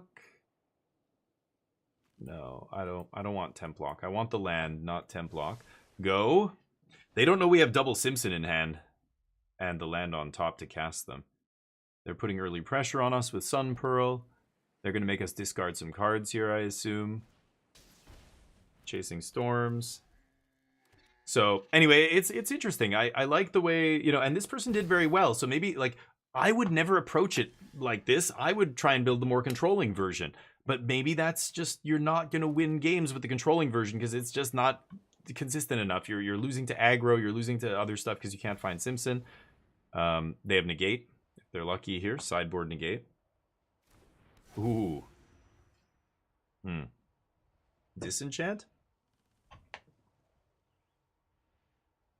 Could be Disenchant. They would have that in their sideboard against Omni. Oh, just a bounce spell. Okay.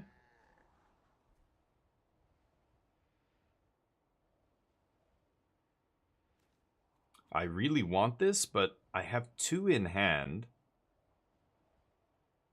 I don't think I need it. I hope that's not a mistake. With double Battlefront, double Synthesizer in hand, do I need to keep another Synthesizer on top? I kind of want to make a land drop here. They have 3 cards, 1 Storm Chaser, 2 randos. Kaito. Okay, well I have to Get Lost for Kaito. They have to have a Spell Pierce or something here, otherwise this Kaito doesn't seem great. Are they, if they don't play Storm Chasers post-combat, it's an obvious Spell Pierce, right? That just tells us. But they, yeah, so they don't have it. They should have Surveilled Drawn first, right? You got to do that first. What if you have a Spell Pierce on top? I'm sure they have Spell Pierce in their deck, out of the sideboard at least, if not main deck. And there's the 4th land. So I could go for Battlefront here. I think I just need to kill Kaito and maybe gain some life, draw a card here. God, I hate giving them maps. Go. We're going to take some damage. They get to replay Storm Chasers at the very least. At the worst, they have Hopeless Nightmare into Kieran, into Hopeless Nightmare. Yeah, fuck. Okay, that's going to be a lot of damage. I do get to gain life, but yeah, not great. I'm going to crack this Candy Trail before they make me discard again. Should have probably done it the first time, but they're going to make me discard twice. This is only 1 draw. It doesn't really matter. And they have a Pixie. Ugh, that's ugly.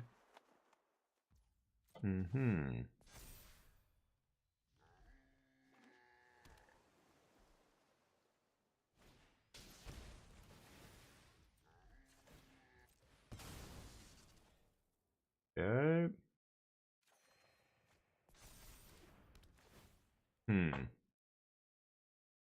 Think I'm ditching the bricks. Taking some damage, and then I have to United Battlefront here. I know I have a Simpson on the bottom of the deck. So what are the odds the last Simpson in my deck is in the top 7 cards? Not very high. But I need to put 2 artifacts on the battlefield. At least, well, if not a Simpson, then at least a Braided Net or an O-Ring or something. I don't even know if that's enough at this point, though. We'll see. Yeah, because I don't play sweepers. Temporary lockdown off the top would be nice. No. Okay. 2 garbage cards that are in here because I'm a combo deck. Okay. Game 3. I keep it the same. Standard's too fast. Yeah. So the combo makes sense, right? I mean, that does track. If you're like, you know, the control version of artifacts is not ideal, like it's not well positioned, and it's true. Like, there's advantages to do it playing this deck, right? We talked about them. The fact that nobody's playing Artifact Hate, etc., etc. I ran into the one teamer, you know, goofy nonsense pile that's playing Brotherhood's End out of the sideboard. Nobody's playing Brotherhood's End. A couple decks are playing a Braid, but spot removal like that isn't even the greatest. Like, it would only be bad if lots of decks were playing it, or people were playing up to 4 in their 75. You get to dodge all that stuff, but at the same time, like, yeah, this is a terrible card. I'm gonna try this.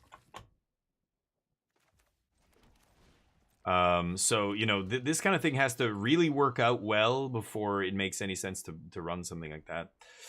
Am I digging? Just digging to the combo? Maybe I am.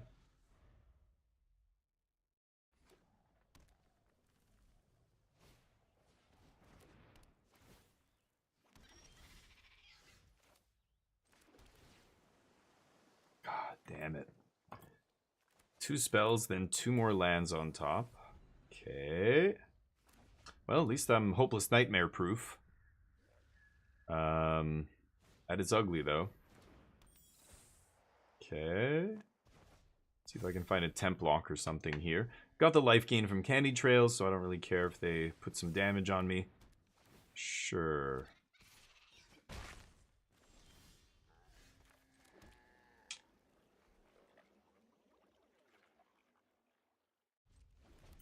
I don't really want to play that. I don't know. Maybe I should.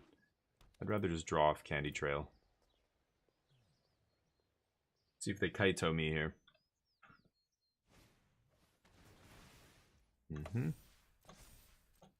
Good draw. I don't think I mind too much. I'm just trying to get to... Oh, they take Saw Blades. Wow.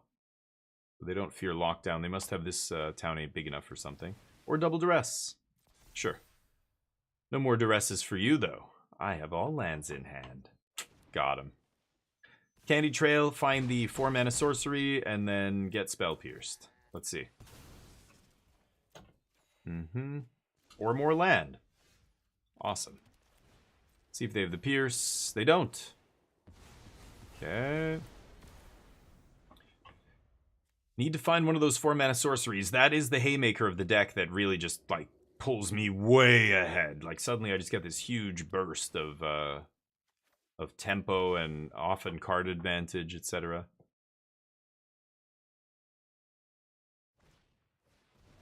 Yep. Deal. I can discard another land. Oop. That's the one. That's the one I'm looking for. Okay, here we go.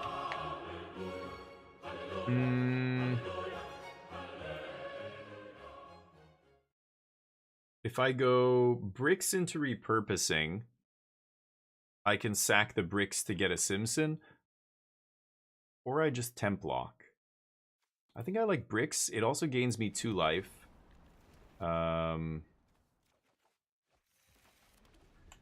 They don't know I have a land in hand as my last card. Untap, activate repurposing, get the Simpson, and if I draw a 3-mana artifact, I can actually trigger it this turn. That said, or I top deck it, also acceptable. Okay. Maybe I should activate the other thing first? I'm not actually sure. Yeah, I should have activated first and then played this. But this plays around Spell Pierce, right? Yeah, I don't know. Yeah, I think I do this first because I'm playing around Spell Pierce. They don't have anything, obviously, but we didn't know that. Yep, I can keep... Well, I'm going to keep the 3 mana one on top, but I want to keep the other one as well. Oh, I'm shuffling, though. I'm shuffling here. Yeah, let's do it. Oh, they scoop. Neat. Good afternoon, Alter. How you doing? Bruno, what's up? Where's the greed decks? Oh, we've been playing against nothing but silly nonsense. That was the first real match I think we had. I played against Teamer Dragonstorm. What was there was 2 decks before that were silly. Oh, Black White Blink was one of them. That's kind of a weird outlier deck, but closer to tier 1, not a total rogue deck. What was the first one I played against? I don't even remember now. I don't remember. Anyway, we'll try a little bit more. It still seems like, I don't know, again, if you treat it as a combo deck, then it's kind of a, I don't know, inconsistent combo deck. It's definitely not a deterministic win like the way Omniscience is. It's weird, I don't know. You combo off and do the thing, and you play your 4-drop on turn 3, and it whiffs, you know? And you're like, oh my god, I put Candy Trail... clay-fired bricks into play. Shit. Like, that still, it just doesn't feel good enough. So, I don't know. This person did very well with this deck, but it seems sketchy. Well, this is... Oh, I was just going to say, this is the combo. So, yeah, I can afford to do this. I am looking for land here. Wow. Okay, I'm just going to take another one of those. Because, again, we go off and we whiff. The Omniscience deck, when you have Abuelo's Awakening on turn 4, that's pretty much the game. It's very hard to lose after that. Assuming it resolves, of course. Prof, so this is Jeskai Oculus. I'll go Candy Trail.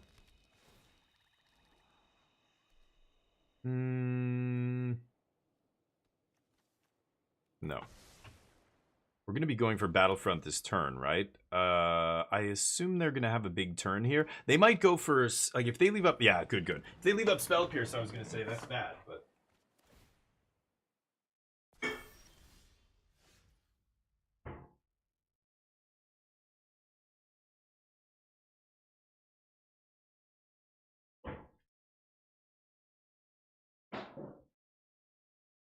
Alright. Sorry. Getting a little protein bar. Alright, here we go. Boom. What did they put into play? Scholar? Nah. We ain't scared of no scholars. Do not want. I'll keep a snare. Gonna run into that with Battlefront, I guess. Go. Nice. The braided net. That was a nice hit off United Battlefront. So turn 3 Battlefront there. Yeah, that felt like a, it's a combo deck. Like, we're doing something big. We didn't just win the game, but that puts us so far ahead. It's going to be almost impossible for them to come back from this position, right? Yeah, this resolves. We've got Perilous Snares for days here.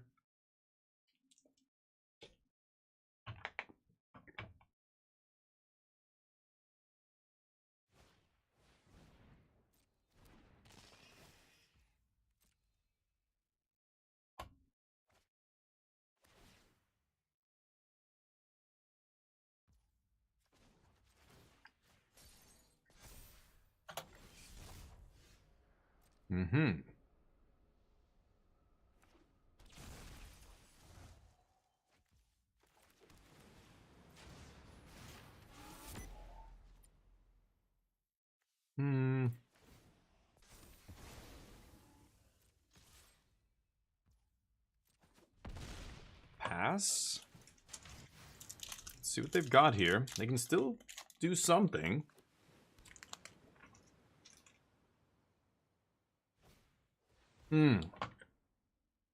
Yeah, altar.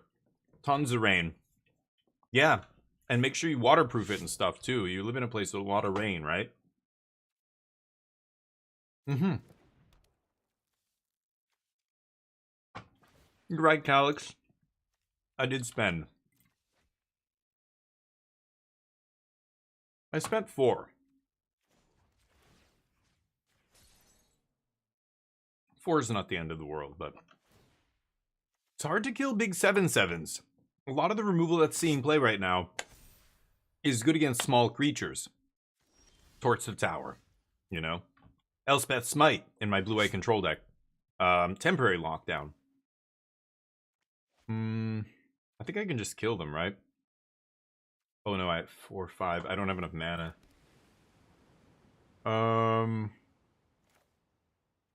Could get Spell Pierced. I mean, this is, I think, just GG, right? I just tap both their dudes.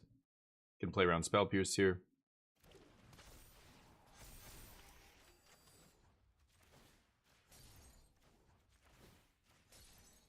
$18. Okay. Yeah, Jeskai in game 1 does not have a lot of game. So if you're playing against a bunch of meta decks, yeah, the Blue-White Artifacts deck's kind of interesting.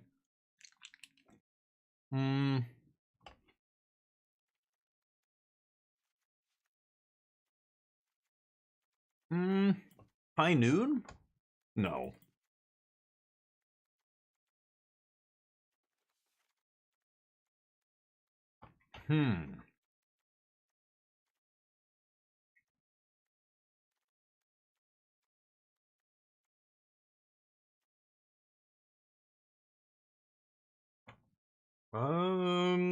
Thousand Moon Smithy.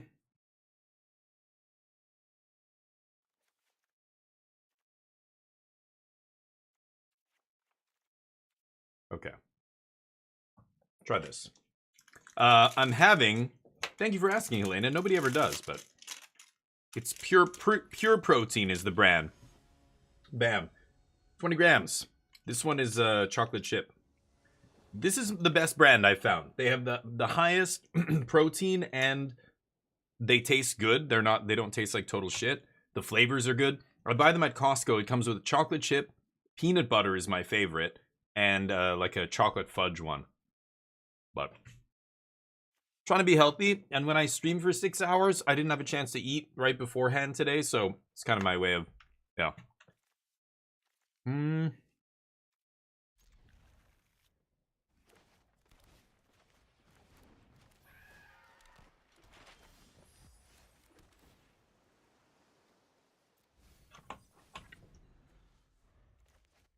Draw land and land on top.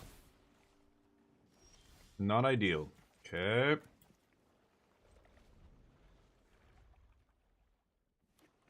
Yeah. Snare and tap, yep. Teamer Snapcaster, no, Bruno. I mean, nobody's, yeah, I haven't seen any lists that are seriously trying to play that card. Too many lands here.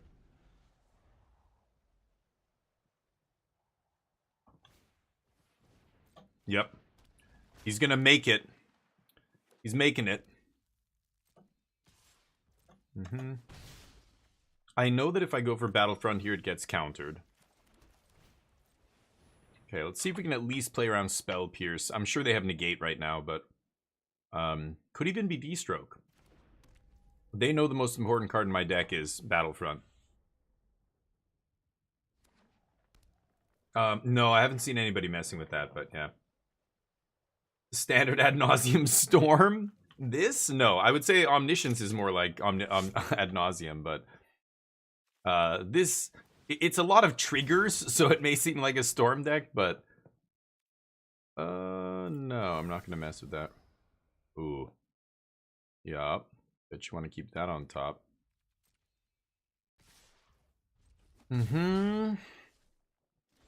But it's interesting, yeah. Oh, I'm drawing so many lands. Okay, at least I can play around Spell Pierce, so negate me, bro. Ah, no more lies, right? Should have waited one more turn, I guess. Okie dokie. We've got the Abrade.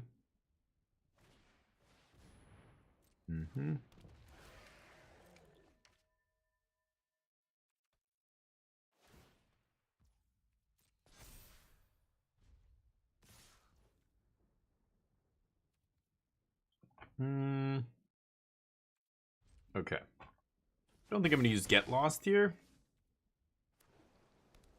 Right?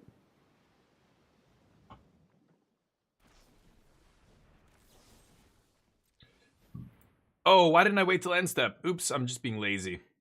Pierce? No way. Oh my god, that's great. Okay, well then they can't pierce. I guess I would have been able to play around pierce, so. Okay.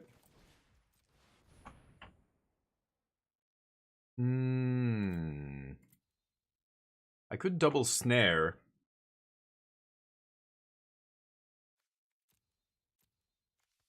I think I like snare braided net here.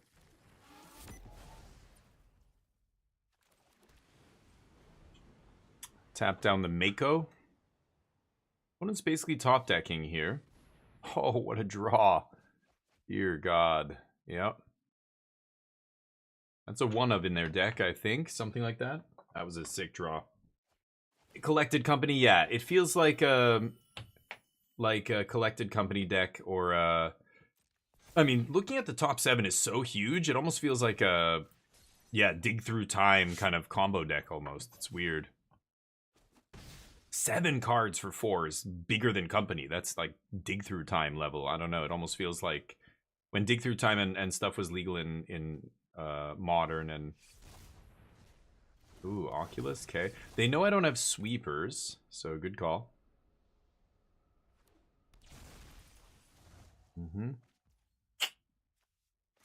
Gotta hit the bricks. Do not think I'm gonna win this game.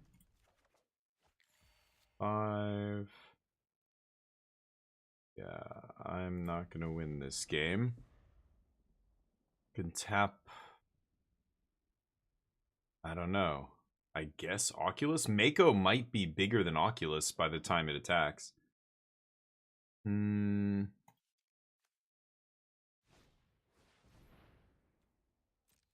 Okay. This is the Oculus they're gonna flip.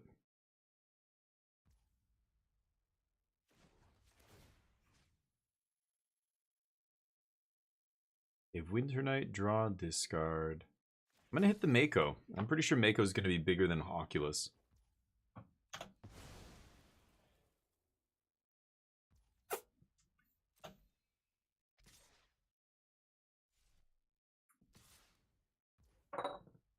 Yeah. I can activate Anchorage and block the other 2. So all they can do is swing for 5. Which I take. Are they going to Winter Knight? I would. Unless the last card is insane. Yeah. Easy Winter Knight. I think I would have done it pre-combat, to be honest. Because if they found a removal spell, I think I'd die. They don't know 2 of my cards, I guess, but I don't have sweepers. I think, what about, like, no sweeper in the sideboard? It's so weird. Oh, man. I mean, I can make some bodies here. I just die in the air.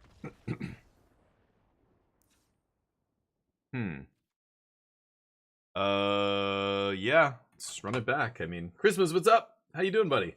Not much. Chillin'. Illin'. Trying to play Standard. Trying to figure out what I'm going to play at the end of the month. Next month. It's not May yet, but we're almost in May. I've got to get tokens ordered. I've got a token coming. A Damien F-16 Thopter with me and Neo in the cockpit. It looks awesome. I'll show you guys. Well, I have the designs I could show you already, but I could show you once it's done and printed and I get some in my hands. All right. We're on the play in game 3. And I guess I'm keeping this. Spicy for Mythic and cute? Nice. Mono brown? How do you even get away with playing all artifacts these days? The artifacts that are they're all colored. It's crazy. Mono brown. I love mono brown, but artifacts aren't even brown anymore. It's they're just whatever color they are, right? Thank you, Lomax76 for the follow. Lomax76, you're a goddamn legend. Welcome to the squadron, buddy. And Big Spartan. My brother do the art? No, I could have. I could have asked my brother, but I feel bad. I don't want to ask because he's done so much for me. Like, he did all the labels and everything on my channel and stuff, and he just like did that quickly for me. Like, it was, he's like, okay, but you know, he painted this Hero Quest game that I have. He's done so much. I don't know. I should have. He's an awesome artist. I love his work, so I could have, but. All All right, let's just jam it here. I could double, you know, just kill both their dudes, but yeah, let's do that. Shiro, what's up? And Elite Inc, how you doing? Yeah, the token, yeah. Link to my brother stuff? Sure. Let me see. I think... Yeah. I think he still posts semi-regularly on Instagram. He does a lot of work on Instagram and stuff, just for not commissions and stuff, just posting random things. He makes video games, so he works for Clay these days. But my opponent with all their mana up, huh?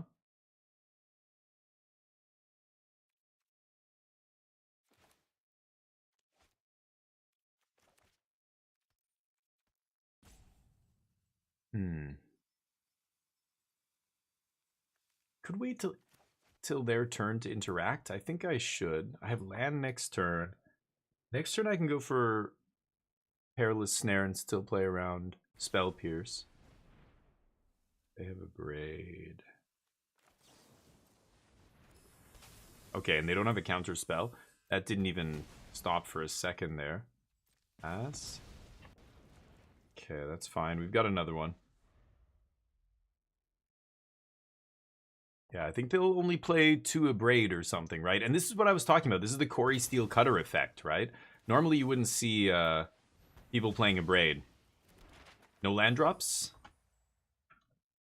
Oh, you bastard, you got me.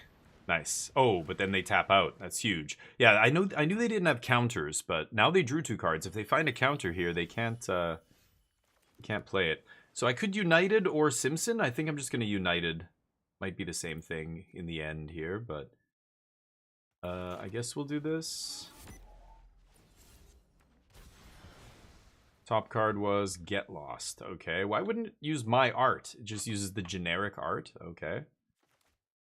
Next turn, untapped land gets me both of these, but again, they could have counter magic here, so maybe we just start punching with Cryptic and passing with mana up. There's also arguments for flipping spring-loaded Saw Blades into a 5/5 and just threatening to start slapping them. I can't crew. It's very easy to crew. It's crew 1, but I just don't have many creatures in this deck. This deck doesn't play Thran Spider. It doesn't play any of the other, you know, again, more controlling cards, right? Sure. Tersa? Why so terse? She's like an angsty teenager. All her answers to your questions are one word. No, maybe, whatever. I don't know. That's how she talks in the lore. Hey Wolf, what's up? Tap 2 artifacts crew. Oh, that's right. You could do it that way. That's true. I forgot about that. I insta trade with you. Okay. Woo-hoo-hoo. Well, you know what?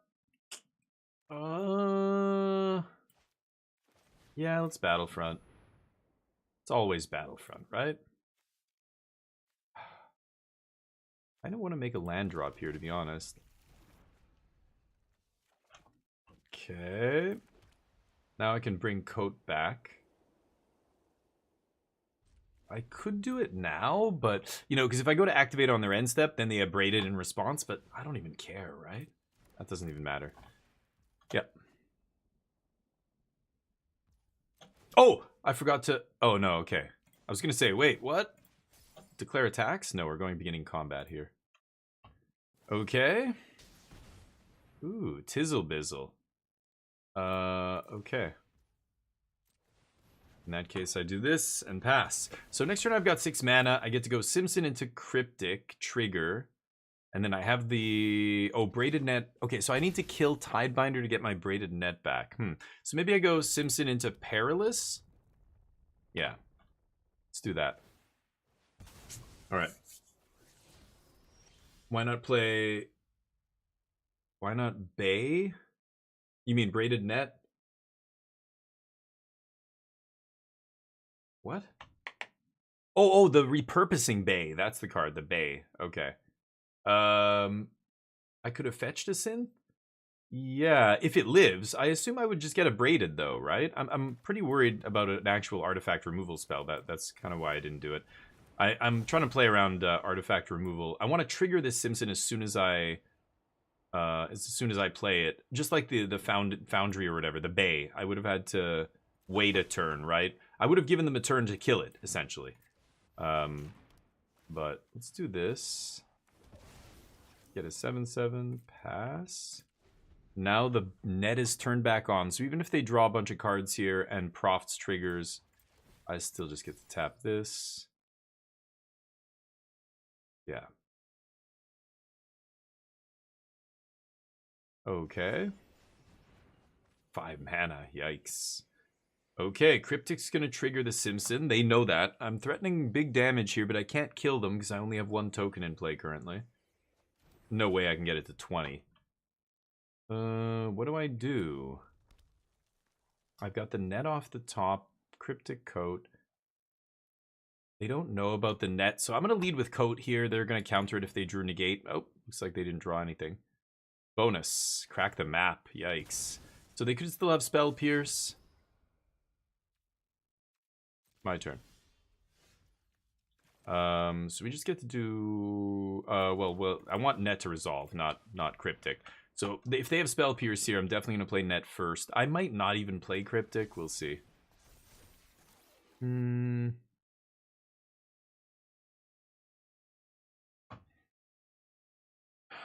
If I flip Saw Blades, it's not going to be able to attack because Craft exiles and re-enters the battlefield instead of just transforming.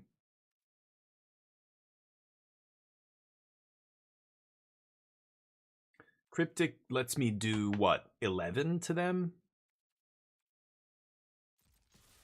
I'm just going to punch and pass here. I don't need to play into Spell Pierce. They're dead next turn to any of these tokens now. They know that. So I just need to leave up, yeah, the braided nets here and some mana, maybe. I don't know why. Could have flipped one of the nets, I guess. Sure.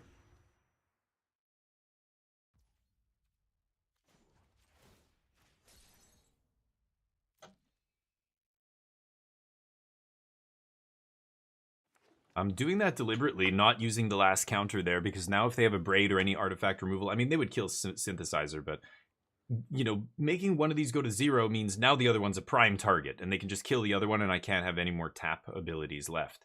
But now I still have double tap up if they have an artifact removal spell. Because at this point, I don't even know if they can mess with Simpson. They just have to not die this turn. They're going to be taking lethal from each one of my attacking creatures here. They go for Oculus. Cool. Last card, Tidebinder. What if they had last card Tidebinder here? Am I going to do it? I guess I will.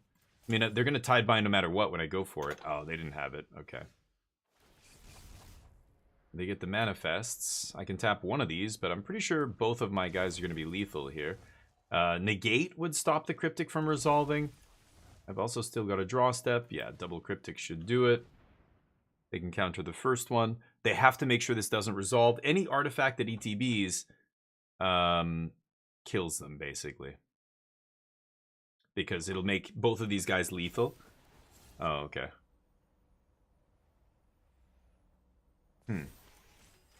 So do they have, what could they have, a bounce spell here?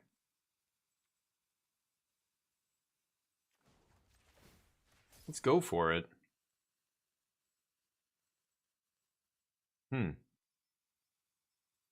Is there a way I die here? I mean, I don't know what... They have a spot removal spell that I'm dead? Oh. Okay. Because I'm trying to think, if they had like a braid...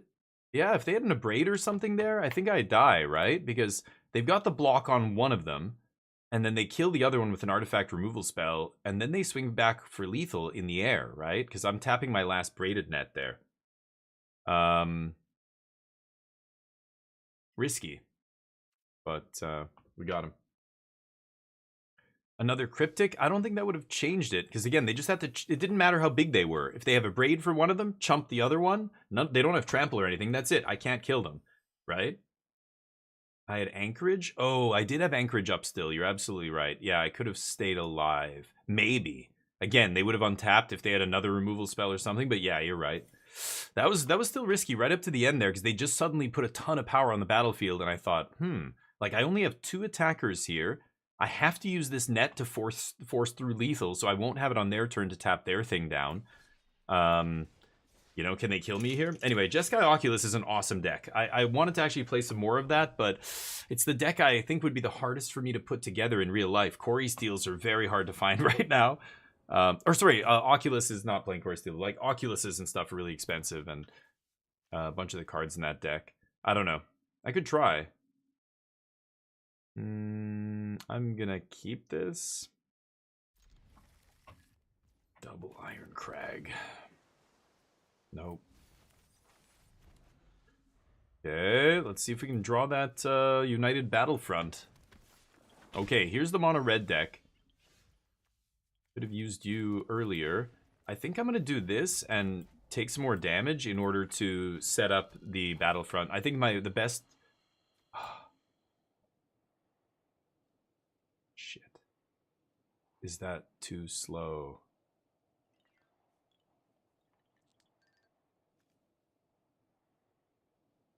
Like, Battlefront just puts them on the battlefield, and that gets me the tempo back that keeps me alive, that allows me to stabilize. Just drawing this naturally, playing it, and not affecting the board at all, like, you know, I don't know. I don't think I can. Should I bottom this? I feel like I should bottom this against red. I don't want to draw and cast that card. I want to cheat it into play along with another 3-drop in the same turn, like next turn if I can, right? It's Scries. I don't think I can do nothing, though, against mono red. Oh, it's blue-red. Okay, I thought it was mono red. Okay. I don't think, even these aggressive decks, I don't think I can just do nothing next turn. Yeah. I feel like I'm going to die if I do. Because I can't play Saw Blades and the Simpson in the same turn. Okay. I mean... Yeah, okay. I could leave up Sawblade's draw gain 3. That's what I want. Okay, and I don't want to hit bricks off it. I want to hit Simpson plus another 3-drop. O-Ring, Braided Net, any of those would be insane. Even a Cryptic Coat's fine here because it blocks, right? Go. I could have Sawbladed right there. I probably should have, actually. But they might go for another Monstrous Rage. The nice thing here, if they have Spell Pierce, they're definitely going to Spell Pierce this on their turn, which means my 4-drop is going to resolve. My 4-drop sorcery. Or they might even go for the pump? No. This is kind of rough because it's not enough to kill another Swifter through another Monstrous Rage. I'm just going to kill this. If they have another Monstrous Rage, I don't get to kill Swift Spear here. Okay, well, they didn't take the bait for the Spell Pierce, and they didn't... Oh, and they didn't pump their guy, so are they sitting on Spell Pierce here? No. That's what I wanted to see. I could have taken the Saw Blades there as well, but... Okay, that was correct, I think. The way we played that. Instead of putting Simpson on top. I think you're just trying to get to that Battlefront card. Now it feels like they are way behind suddenly, right? Like, they have to get through a huge creature. Their deck doesn't do that very well. They can bounce it. That's really it. Yeah, they have their one interaction card here. But I've got Braided Net to just tap their Swift Spear down here. They're going to hit me with Corey Steel Cutter.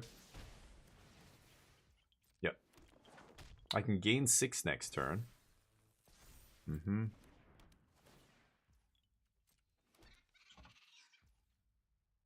I've got Spring Loaded on top to kill the Swift Spear. Let's see what happens. I think we do it now. Even if they have Monstrous Rage, it's not enough to save it now.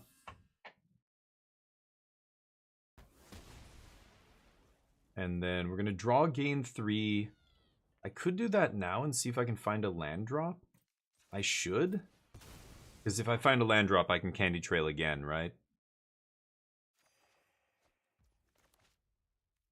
Okay. Okay, let's see if they can chain a bunch of draw spells together here. I can tap down the Monk. I'm at 11. Cryptic Coat is going to make another huge guy, but they can bring back... They can start trying to loop this town. It's going to require a lot of their mana, basically their entire turn. Okay, tap this.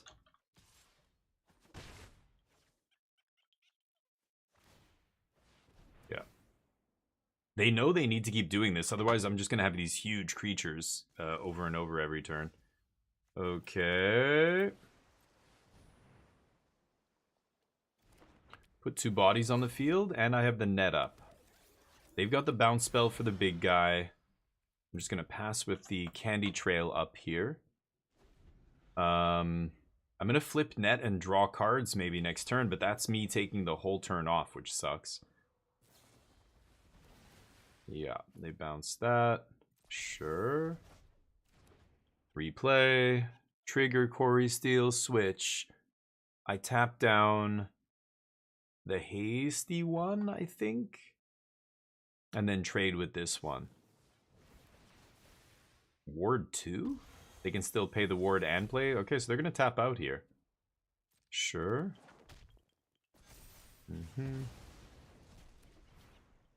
Interesting. So tap this. I think I'm not going to bounce the Cryptic Coat at the end step here. I'm just going to draw cards, right?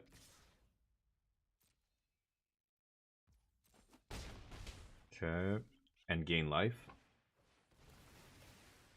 Surprised they didn't play that pre-combat for the prowess, but okay. Ooh. 1, 2, 3, 4, 5, 6. So I can do this for 3? Top 7. Okay, that is very good. Kind of forgot this was in my deck. I haven't cast this yet. X is 3, so 3 3-mana artifacts? Wow. Yeah.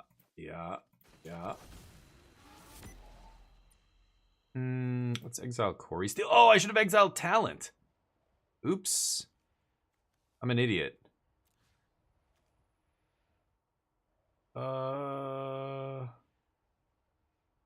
Yeah. I'm at 8? Yeah, I'm gonna get rid of this. Make 3 12/12s. Okay.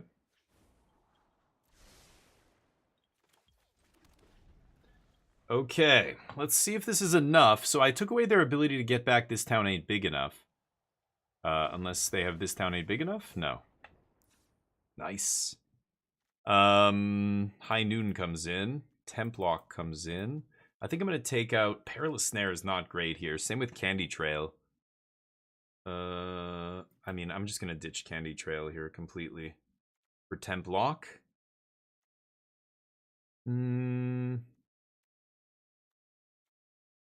This does eat the artifact. Maybe it's Cryptic Coat. Cryptic Coat kind of sucks. How good are the bodies? Is it worth the bodies? I don't think I need that. I could ditch Kayla's Reconstruction here too. They're going to have Spell Pierces and Negates and stuff, right? I think I might take that out. Should I play Get Lost? Get Lost does not feel great. I'll leave in 1 Candy Trail. Okay. Yeah, interesting. They Telegraph Rage, yeah. Infuriate. Oh, that thing. If color can red, toughness. Oh, yeah, no. Yeah.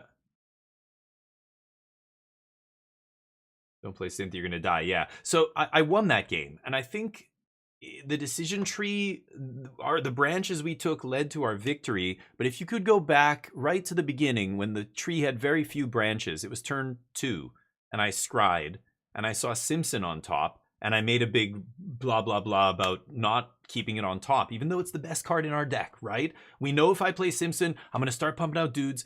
I think if I had taken a turn off to play Simpson that turn, I would have lost that game. And instead, we bottomed it, and we tried to find the stupid 4-mana sorcery, and we were kind of lucky, or maybe not, I don't know, we're digging pretty quickly, scrying and stuff. We did find it. It hit the Simpson. It pulled us into the, or back up to parity with my opponent, and gave us the chance to, you know, try and race them and get to the point where we stabilize and they lose. I think if I had kept Simpson on top, but that's one of those things that I think before I started playing this deck and before we kind of came to the realization that it's a combo deck, I would have done differently. I would have been like Simpson, you know. I lose so many games when I don't find Simpson, when I don't see that card, right? I have the Battlefront, so you know what? I'm going to go for Candy Trail for the turn 2, whatever it's called here, Mana Rock. And see if we can set up the turn 3 Battlefront. These are all great cards, though. These are... I can't... Okay, I'm keeping all of it. Oh boy. That is greedy. My opponent's like, you gotta be kidding me. Yeah, I'm lucky. I'm lucky, Zonius. Yeah, I don't know. Like, it is the most important card in the deck, but the way you're getting to it, like, putting it on the battlefield at the same time as another 3-mana artifact is ridiculous. Like, that is what you should be trying to do every single game, right? I could shuffle away this Battlefront, otherwise I'm wasting the archive, kind of. This is fine, let's just pass. I'm gonna crack this stupid Candy Trail, the only one in our deck. And then next turn, maybe I go... Well, let's see what they do. Yeah, turn 2 opt for them is a weak start to this game. They want to be playing, you know, 1-drop into 2-drop and then double spell on turn 3. For Corey Steele, but no turn 2 play at all except an opt is great for us.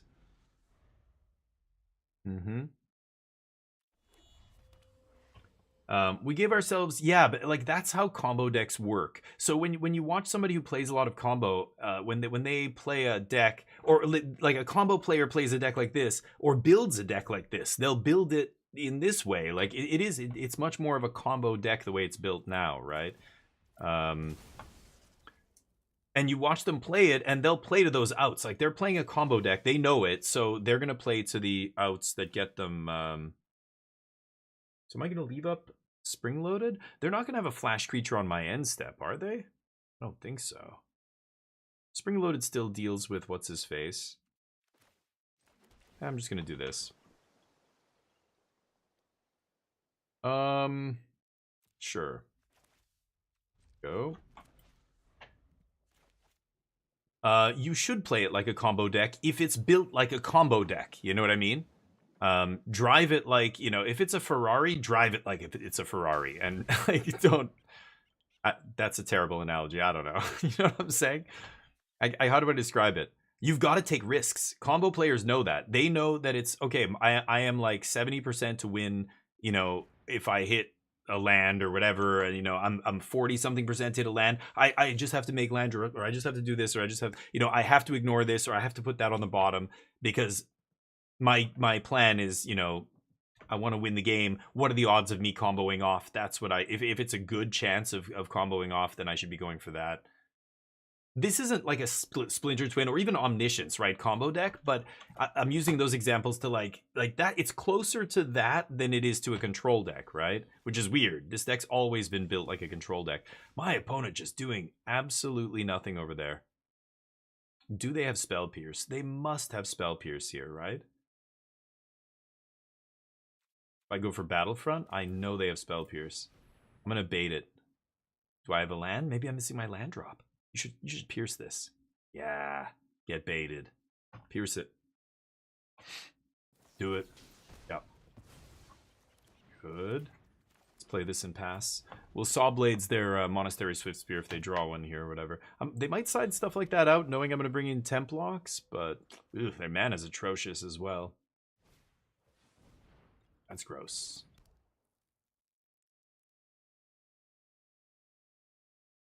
This thing doesn't give Vigilance, which is nice. At least Sawblades is relevant. Ooh, there goes their last blue mana. And they already played their land this turn, which they shouldn't have if they were going to sleight of hand. Because now they can't leave up blue. So now I know this is good, which is huge. So this is going to resolve, and if I get a good hit off that in the top 7, then I'll feel pretty good. There's Swifty. I was going to kill the Monk. I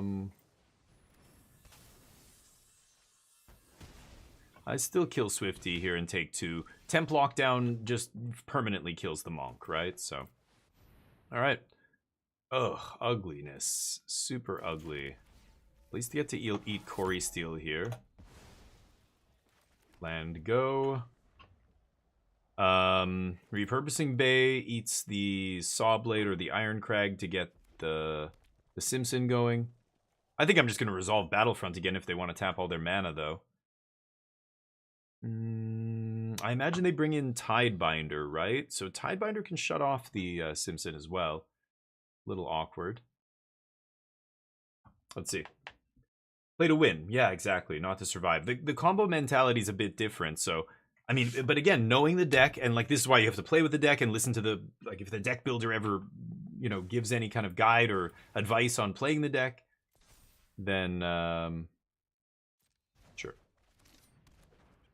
Tapping 5. Wow. Okay, now I'm just going to temp lock. I mean, I could repurposing Bay into Simpson here, but I think I like temp lock here. I know it's going to resolve. I get to clean not only the creatures, but all their other garbage. Wow. Yeah, let's just do this first. And then Iron Crag. And now we run away with the game, I think. I have to resolve this, but even if they kill it, I've got Repurposing Bay, I've got United Battlefront. My hand is pretty stacked up here.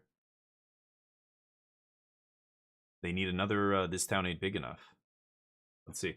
But anyway, it's just an interesting kind of, yeah, like John Finkel, or I don't know, there's people who all they did was play combo, and when they'll play, like John famously plays a lot of combo, even when it's not amazing. Like they played Ruby Storm, right, in one of the Pro Tours. He played Blue Red Storm in other Pro Tours, but even way before that, like even when he was, you know, playing all the time,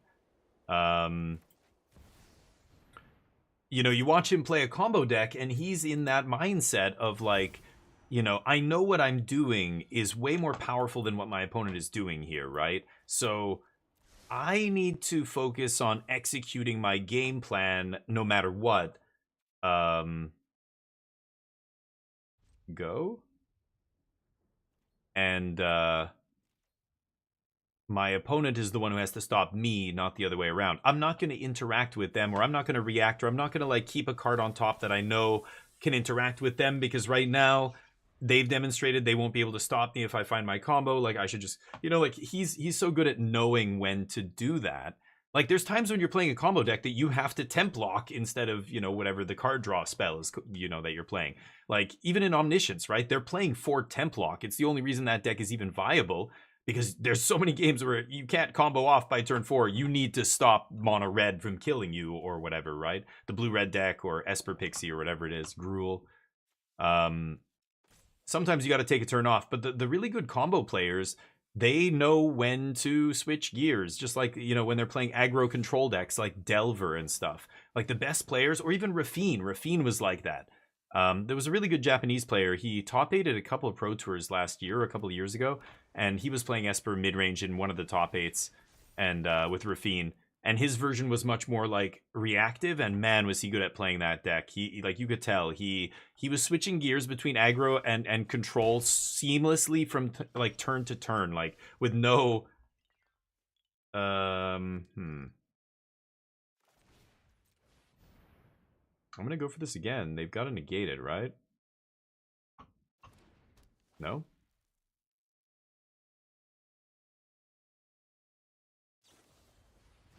Okay.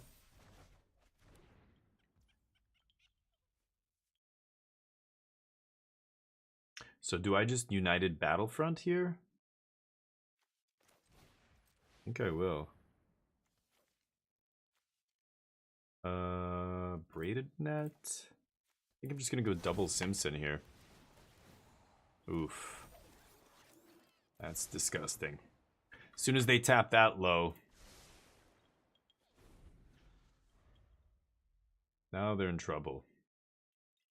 Now they can't bounce my artifacts. They've got to start bouncing these free tokens that I'm making here.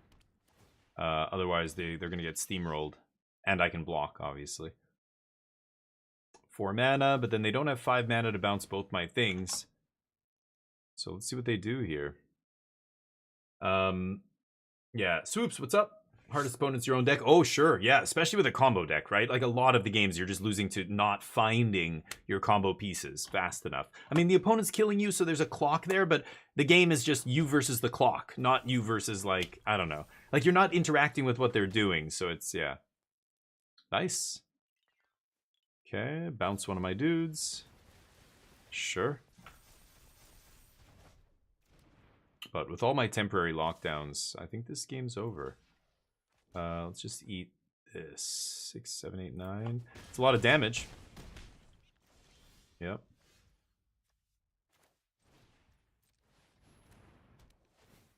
Could have attacked. Whatever. Oof. Nasty. GG. This town ain't big enough is right. Adios, partner. What do I have? I don't know what the... I'm not gonna say anything. It's just so dumb. I'm not gonna emote. I think it's over. Yeah, Battlefront is disgusting. Okay. Yup. They can only ever bounce one of my things, though. Like, they need way too much mana to bring it back and play it for 5, right? Yeah, scoop, buddy. All right. Nice. The butthole donut? No. Juliana, what's up? The deck is gross. The deck, when it does its thing. But again, I think if you're playing against an aggressive deck, like blue-red, that was pretty straightforward there. We dismantled blue-red, but they had a very ugly draw. Very ugly draw in game 2, I think it was, or was it game 1? One of those games, they had like the most awkward mana. They had 2 Shivan Reef, 3 River Pyre Verge, which couldn't make blue, and I just knew that they couldn't counter my stuff like a couple turns, and we were able to resolve, you know. If I can ever resolve that 4 mana sorcery, holy shit. So that's what I mean. If that's... You identify this guy, the person who made this deck, identified that card was so ridiculous. If you could just make sure you cast it on turn 3, yes, bend over backwards. Yes, we're playing 4 legendary mana rocks. That's how ridiculous it is. But, oh, okay. I don't know if I want 3 of them in my opener because this is clunky. Like, I have no interaction before turn 3. I'm on the play, though. We might find something off the top. No. No. Need land or something cheaper than that. Candy Path, Candy Trail, Candy Land. Goofy bullshit. Duress. I love it. Are you going to scoop? You should probably scoop after you see this, right? Duress won't matter. I've got 3 of them. Oh, and the Simpson off the top. It's going to be Simpson into Battlefront here. Oh, is it mono black? Good lord, people. Mono black can't interact with artifacts, so they just lose if I resolve any of this stuff. Can they interact with artifacts? I'm pretty sure they can't, right? I don't want Candy Trail, but I'll keep the land. Oof. Playing blue-white artifacts nano. Yeah, I thought I'd give it a whirl. You know, it's got its obvious strengths. Like, not a lot of people are playing Artifact Hate. I did pick up 1 loss against a deck playing Brotherhood's End of the sideboard, but not too worried about that. Yeah, and this United Battlefront card is ridiculous, except when it finds 2 drops. What the fuck? Oh, that's when it whiffs. That is ugly as hell. Holy shnikes. Get out of my face. Oh my god, that's so ugly. I could have hit almost anything else in my deck and would have been great. Oh, the luck sack, and they got another dress off the top. They drew 2 cards, but... Oh, that is crazy. Okay, well, I gotta eat one of these with a snare, and then we'll play Coat. Or I'll play that. Holy shit.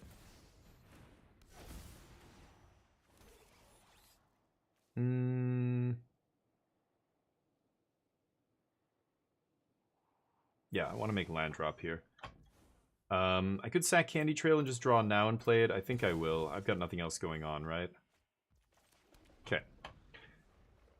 Next turn I double spell. They can draw a couple more cards here, but I don't think they can interact with my board, and we're gonna steamroll them. Demons are nothing when confronted with constructs.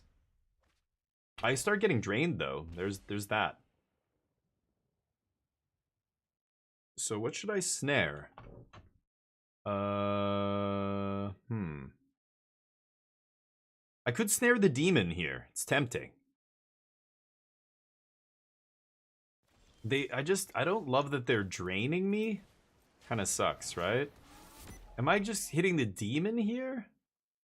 Or the annex that hasn't been unlocked? I think it's the annex.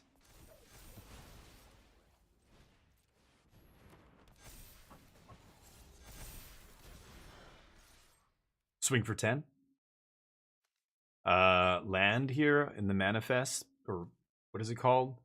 This one isn't called manifest. This one's called cloak. Yes, the cloaked creature is a land. Mono black. I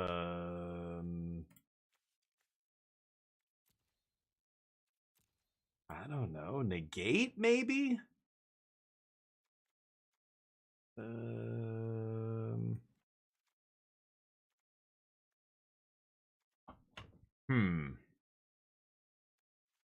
I don't know. I'll cut a couple candy trail. I'll bring in negate.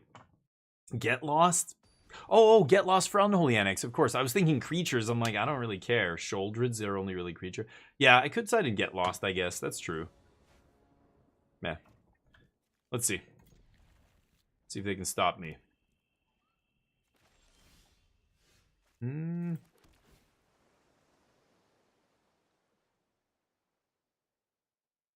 Okay. I don't love that, but sure. It's a 3-mana artifact, I guess. I think they're just going to duress away this Simpson, right? Mono Black has to play a bunch of different duress effects.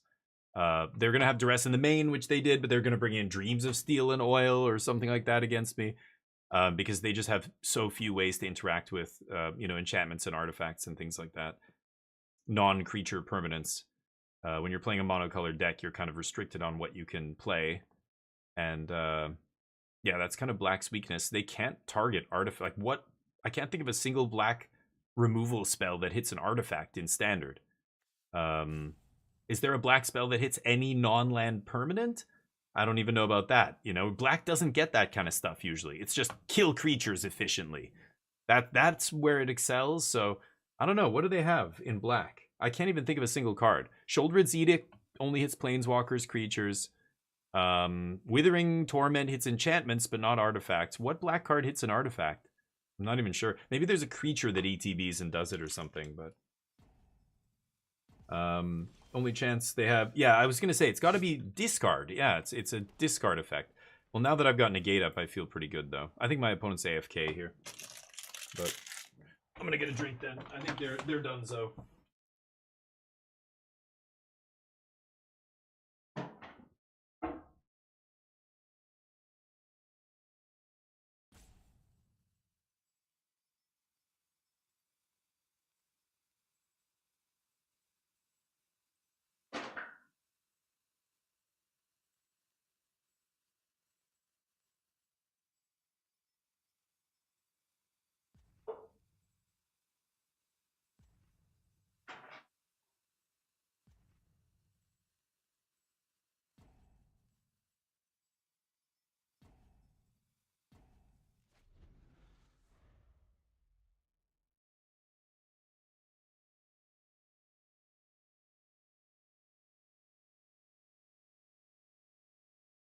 AFK?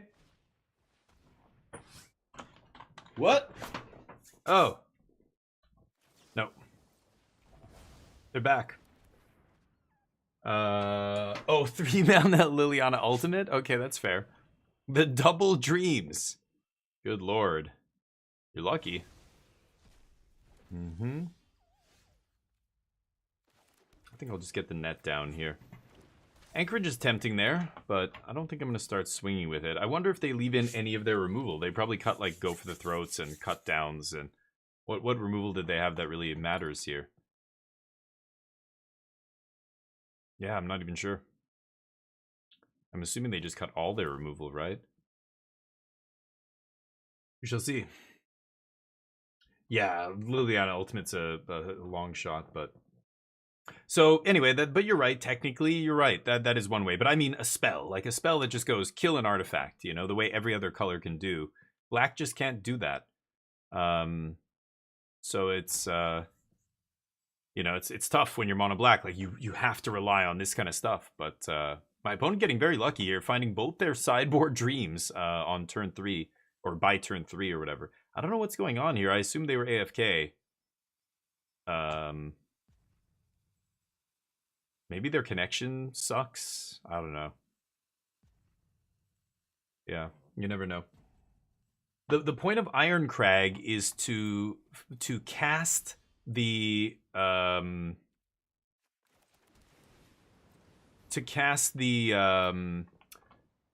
4 mana sorcery that I can never remember the name of because it's like nobody ever plays it. United Battlefront. You're trying to cast United Battlefront on turn 3 at all costs. That's why you're playing 4. I mean, I said the same thing. I'm like, 4 Ironcrag, Candy Trail? Like, what the fuck? These cards are garbage. Why are we playing it? Well, Candy Trail is the only 1 mana way to scry 2 to set up the turn 3 Battlefront. The turn 3 United Battlefront is the goal of the deck. If you think about it as a combo deck, just like the Omniscience combo, but this deck, you're really trying to do the Battlefront as early as possible. It is such a haymaker against basically everything that if it slips through, you win those games. So I imagine this player who did well with this in the tournament probably surprised a lot of people with Battlefront out of nowhere. And once people go, oh, resolves, Simpson and something else come in and they go, you know, in their head, I have no artifact removal. Oh, what is that? Braided Net and Simpson. Oh, and you get 2 huge things. Okay. Oh, I have no removal for artifacts. I'm fucking dead. You know what I mean? People are just like, I lose to that. So I think there was a lot of surprise factor. I think if this deck is a known deck, then... Oh, this is amazing. Braided Net plus the Spring Loaded coming in clutch. Boop. Fomori Vault is disgusting. I think I'm just gonna do that. I could flip Saw Blades, but I don't want to sack any of these artifacts. Let's just pass. Could swing with Anchorage there, make a map as well, sack that. Fomori Vault is nasty. It's currently only pondering, but pretty soon it's going to start digging through time. Ooh, spicy. Okay, Braided Net can deal with that guy. Let's activate Fomori. I'm definitely discarding Plains. Look at the top 3. Perilous Snare, not bad. Could just take Cryptic Coat, though. Don't mind Cryptic Coat.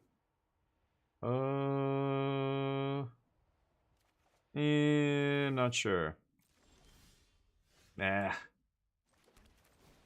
Okay. Well, now Fomori Vault looks at the top 4. Pass. Yeah, Fomori Vault's an insane card. I love this card. I really wish there was a deck that could take advantage of this. It's so powerful. It's expensive, but it's, you know, so it's not like busted. It's 3 mana, 4 mana if you're including the Vault, right? But looking at the top 7 or 6 or whatever every single turn is so crazy. Instant speed. Look at the top 4. Okay. Takes anything. At first when I saw the card, I'm like, oh yeah, it finds another artifact and whatever. It's like, no. It puts any spell in your hand. Anything. You have to discard anything, get anything. That's awesome. The only thing that cares about artifacts is how deep you dig, right? Oh, you motherfucker. You luck sack. Alright. Yeah, that's awkward. Still feels fine here. Definitely going to hit Lily. And I don't have to worry about Lily doing anything because I just stomp on their upkeep here.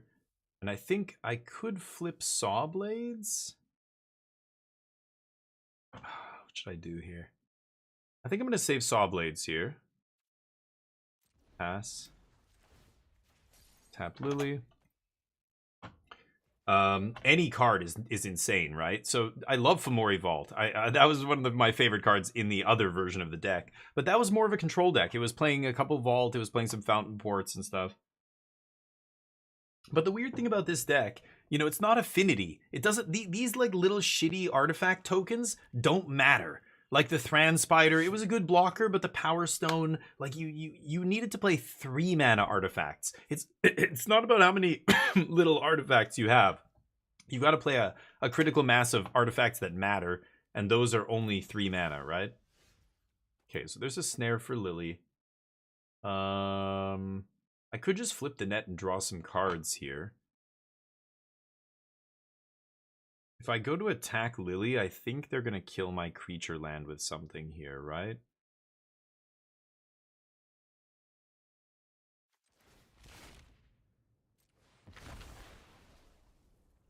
Sack the map.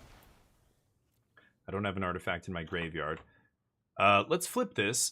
It won't be able to attack this turn. I'm going to tap Lily with my braided net. Let's pass. And I'm going to leave my removal in hand. I could use Perilous Snare. Just take out Lily here. But why? The braided net has one more counter. I have nothing else to tap with it. It shuts off the Lily. Then I can flip the net, and I don't feel like I've wasted it or anything. Yeah, okay. Not the end of the world. They duress me, but all they can do is take a snare here. Not a big deal. And then Blade Wheel just kills the Liliana, right? There's nothing in their deck. Well, maybe Sholdred's Edict can stop Blade Wheel Chariot? We're going to find out.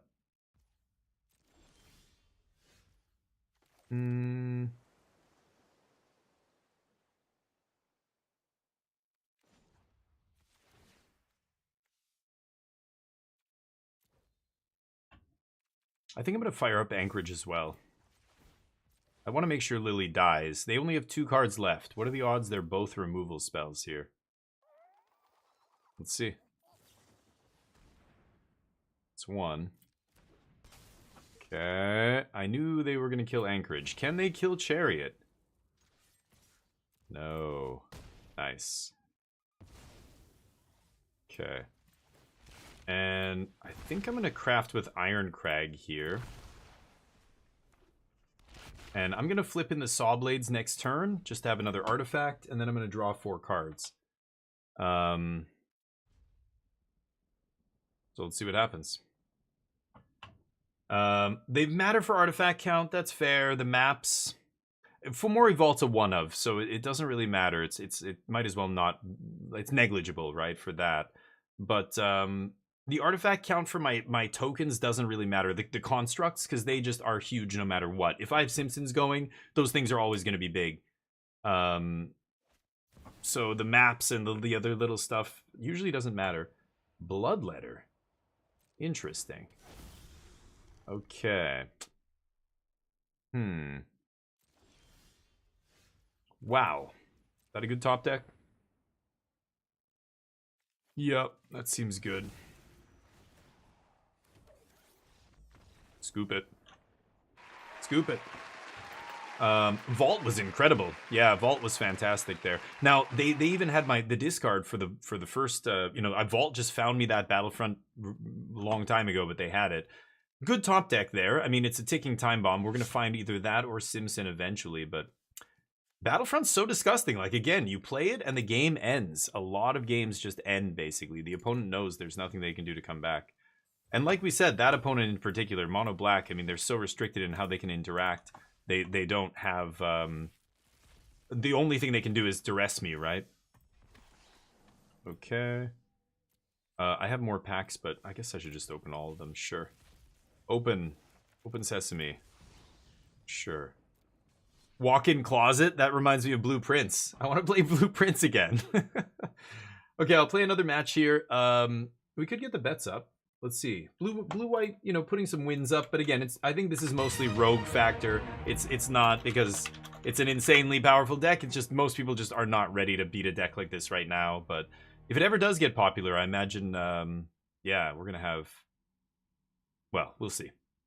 We're gonna have a hard time. Like if a braids start going up in stock and Brotherhood's ends and things like that. Fortunately, Brotherhood's End, there is no red deck that wants to play a 3-mana sorcery like that. But I was gonna make a drink here. Let me grab a drink and I'll cue this up.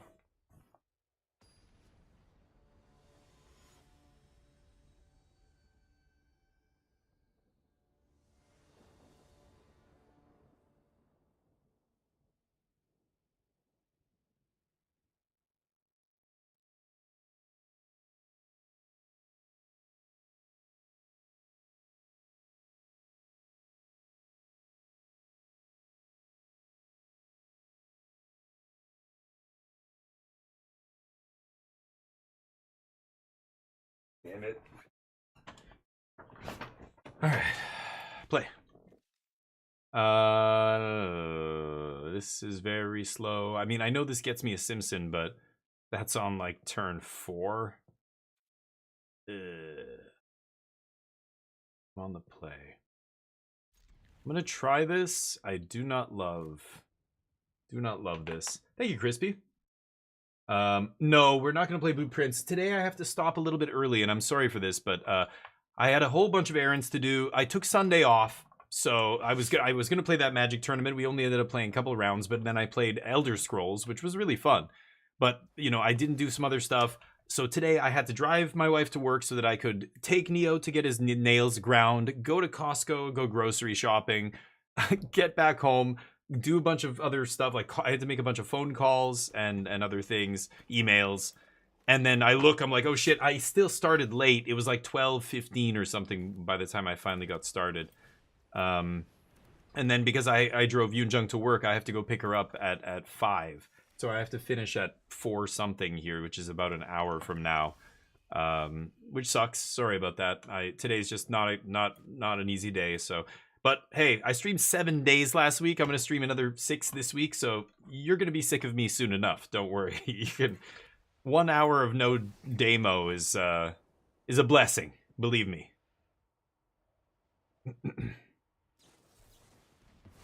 Deal. Dispelling exhales. So what does that mean? Blue-black dragons? Otherwise, I don't understand. Let's go repurposing bay. Thank you, Nano. You look delicious as well. Oh. He's like, delicious? What the fuck? Did you get a Costco hot dog? No. I usually... In Korea, it was awesome. In South Korea, the Costco's had this thing called a chicken bake. It was like a... It was like a bread. It was like a corn dog, but inside with cheese and chicken and like onions and other stuff. It was really weird. I've never seen them anywhere else. Here we have the hot dog, the pizza, but I never get it. I know the hot dogs are an incredible deal and the best bang for your buck you can probably get anywhere, but they're still garbage food, and I'm trying not to eat too much garbage these days, so I stayed disciplined. No, I didn't have any of the Costco food. Lady from Stephen King movie will tell you when you have enough. Yeah. From Misery, what was her name? Kathy Bates' character. Yeah. I don't remember her name, but I don't have any rare wild cards. No, Marco. Yeah, it's, you know, welcome to the club. You blew your load, buddy. You blew your load. Okay, we get to do this after playing around the Spell Pierce here, playing around the Dispelling Exhale. Silly nonsense. Very silly nonsense. I like this one. This one's great. Definitely don't want this garbage. Okay. Fomori Vault will start just getting the job done here. Woo! Oh, I thought they were going to hardcast Region and bounce my Simpsons. Okay. What am I playing? Oh, is this... Wait a minute. Is this... I blame OKI Scoop. Is this OKI Scoop's deck? Yes, it is. God damn it. OKI Scoop. Come on, dude. This is what happens. Be careful. Now this person thinks, you know, Dispelling Exhale is a good counter spell. Look what you've done. You don't play... I thought you did. Don't you play 3? I remember when you first showed me the deck, it had Exhales, and I was like, you only play 6 dragons. I'm like, you can't... I think this card's no good. You have to be playing at least 9 or 10 dragons before I think I want to play that, but... Bitter Triumph, my token. Oh, no, yeah, and they're playing Bitter Triumph. Were you playing Bitter Triumph? I don't remember. Guess what? 2 mana artifacts.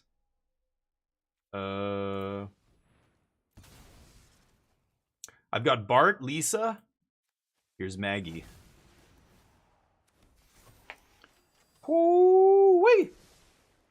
Yes. I will keep that.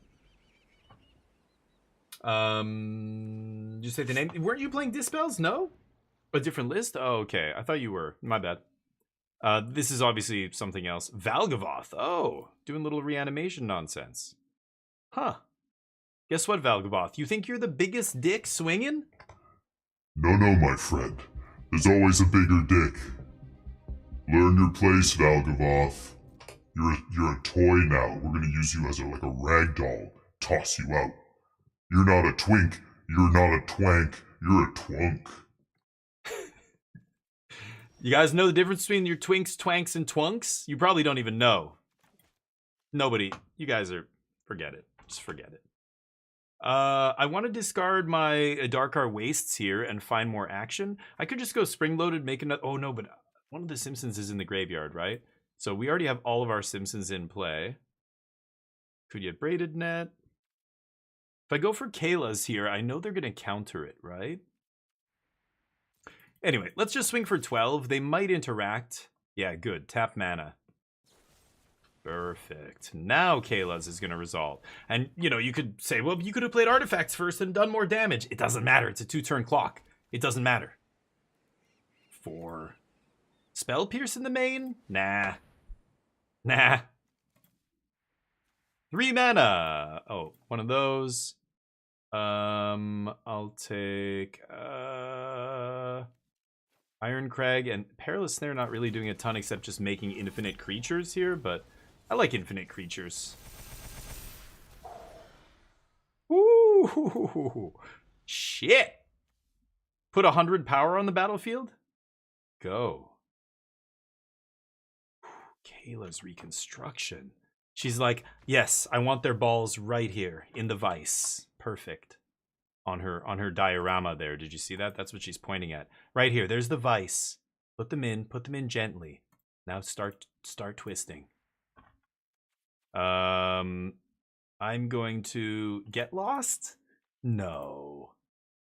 Oh, are you going to go away? Oh, I can't get you. Okay. They're a reanimator deck, I think. So I should probably bring in Rest in Peace. Negate seems good here. D-Stroke? Probably good. It's got to be Zombify, right? Candy Trail, get the hell out of my sight. Spring Loaded kind of sucks. Spring Loaded at least is a removal or a spell that turns Repurposing Bay into a card, but I think I could cut all of them probably.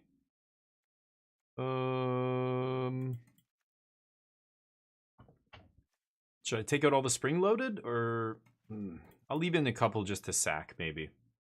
Okay, let me catch up. I'm demented. I know. I'm sick. I'm a sick dude. You knew this already, Alter. You know.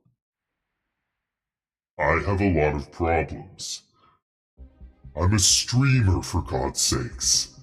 Something is very wrong with me. You knew this already. If I was a sane, well-adjusted human adult male, I would not be streaming right now. I would be doing something productive. I would be contributing to the world in some good way, maybe. I don't know. Maybe I would just be earning money for my family. That could be something I could do. No. Not me. I have to do this. I wish it was any other way. It's my calling. It's what there's nothing else I want to do. Full stop. So, sucks. But here I am. Got to do it. Oh, this is too clunky, right? I took out a bunch of my 2-mana artifacts too. Well, I took out 2 of them, not a bunch. Kind of like this against duress effects and stuff, to be honest. Yeah, I'm going to keep it. They're going to bring in duress and stuff. This just gives them a million years to pile up a bunch of counter magic, but they basically have to counter everything I play. Yeah, duress me, buddy. Or that. What the fuck? Oh, that's the new duress. Yeah, with cycling. That's actually a good upgrade. That makes sense. Rip. Uh-oh. Rip it. Hope you have another duress. Oh, shit. Is it going to resolve? Should I play it? I bet you they counter it, right? Let's see. I don't even know if they're a reanimator deck. I saw Valgavoth, I saw Bitter Triumph. That's enough for me. But let's see. If they only have one counter spell, I mean, obviously I could be baiting here. If I have a turn 3 Simpson, that's probably worse than letting this resolve, right? Nope, they counter. Okay. Hopefully that's their only one. We're about to find out. Yeah, let's just keep jamming these cards. Any more counters? I mean, I know they're playing Duresses, so there's no value in holding it. It's either they have Duress or they have Negate. I can play around one by not playing my spell, or play around the other by casting it. So I'll cast it here. Tidebinder. Sure. Shut that off. Jace. Oh. Well, hello there. Who knew? 2 lands and an Ironcrag. Perfect. Now all I have to do is draw the Battlefront, and I win the game. Kayla's Reconstruction in hand. Chillin'. Let's do this. Next turn I can bounce Coat, put it back. Oh no, I can't activate it. Right. So do I Kayla's X's 2? That seems pretty shite to me. It is look at the top 7. I need X's 3 here, though. I've got to go to 6. Sure. They draw some cards.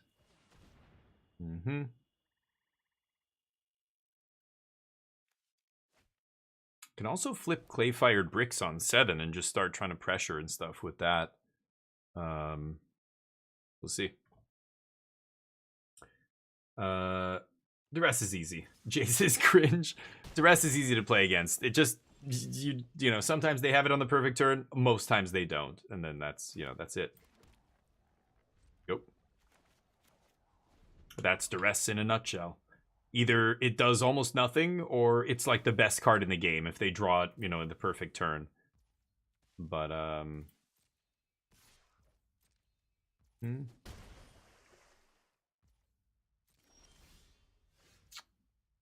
they know I have Reconstruction here.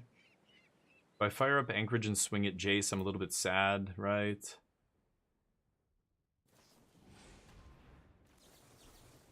No.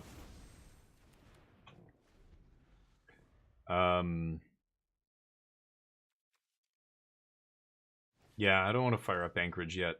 Sure. So I'm going to be flipping Clay-Fired Bricks here, I think. And if they have another Tidebinder, so be it. Eat the Ironcrag out of the graveyard or something. Sure. And then I get 2 2/2s, right? It makes 2 1/1s, but all my creatures get +1/+1. Yeah, so I have 2 2/2s to either block Tidebinder or threaten Jace. So that feels fine. Yeah. They don't have Tidebinder up here, which is nice. They probably forgot about the craft ability on this card.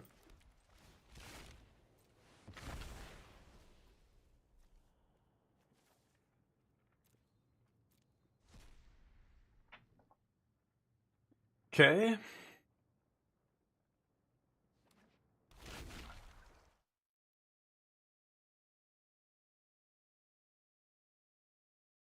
Two bodies.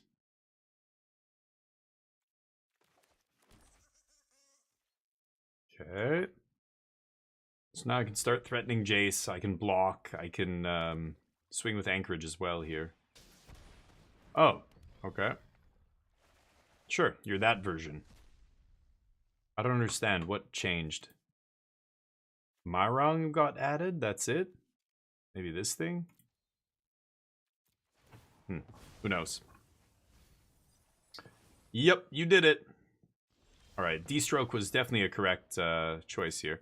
I have no idea. I didn't realize my opponent's playing one of these super old demon decks or whatever. Thought they all went the way of the dodo. I think Kayla's is awesome, but it's a little too slow and clunky, right? Got all the other guys. And Rest in Peace? I brought in Rest in Peace because I thought they were a Reanimator deck. What are they doing playing Valgavoth? That's crazy. I don't know. Weird. I guess Candy Trail comes back in. 1 Candy Trail. Do that. I like Jace. Jace is a great card, but I think that whole Demon Mill bullshit is terrible. It's fucking... It was terrible at Worlds. It was terrible after Worlds. It's never been good, but every once in a while... I mean, not even once in a while. I think once every, like, few months, one list makes it high enough in an MTGO challenge that people are like, oh, Blue-Black Control. It's back. It's like, no, not that. Not the Mill one. That Demon Mill shit is so bad against aggro. Like, how do you beat aggro with that deck? I don't know. I'm going to try this. Sure. Archive. It's not a good deck. Okay, we have turn 3 Battlefront here. Perhaps. Who knows? They do rest. They're going to take Stroke or Thousand Moon. They're not going to take my Ironcrag, right? Aw, balls.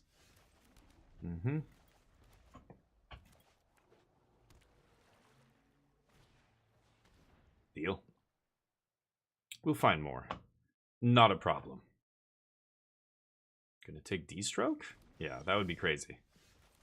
All the C-chromes, huh? Mm-hmm. Tapping out for me. Okay, I guess so. Should I resolve Thousand Moon? It doesn't do anything right now.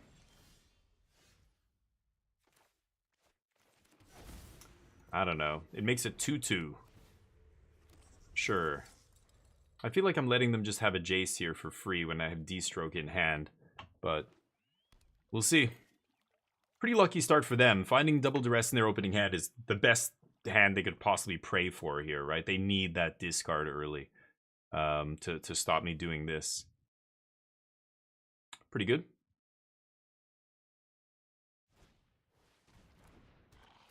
What? What? I don't know. I don't know. Yeah, going for Battlefront here probably is a mistake.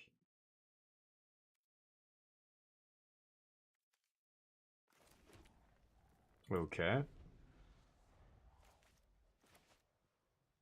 I'm probably going to vault here on end step. Look at the top two, see if I can find something decent.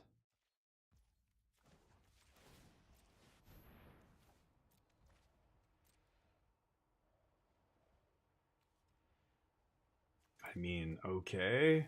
Pumps up my guy a little bit. That's not bad.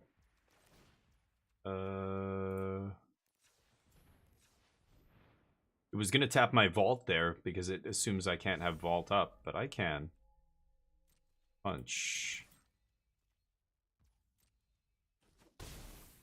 They don't know we just drew negate as well. Negate's awesome here. Yeah, I will counter that. And they think now I have no counter magic. They're going to go for Jace. We get to counter it. And then they're going to be tapped out, hopefully, and we get to Battlefront. They play an untapped land, they could fight over the Jace. Untapped? No, it's tapped. Yeah. Now they can't fight over Jace. So I get to Battlefront, which is insane here. And that probably wins me the game, I hope. See what we hit. Boom. Not amazing. But I'll take it, I guess. Better than nothing. Yeah, get the land first. Okay, the auto arranger there. Nailed it. Yeah, that is awesome. I want both of those. Punch for 5. Okay. I can't... Well, I could flip Thousand Moon Smithy here. Oh, Doomsday. Okay. I guess so.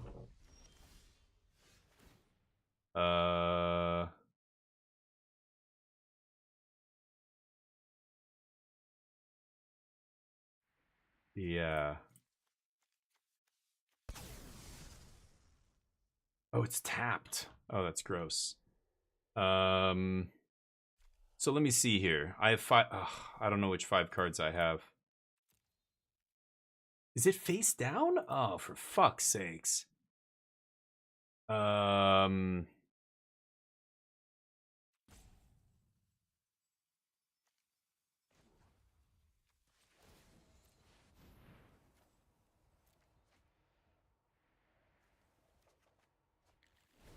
Next turn.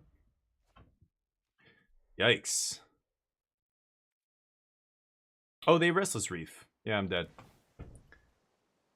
Jesus Christ. Okay, random. Yeah, they luckily steal it with a demon, I guess, because they have Restless Reef here. All they have to do is fire it up. I can't kill it with with the snare or saw blades, whatever it's called, until it taps. So they really have nothing to fear here, but sure, why not Jace? Okay, random demon deck, I guess. Deal. Do one more here. Nope.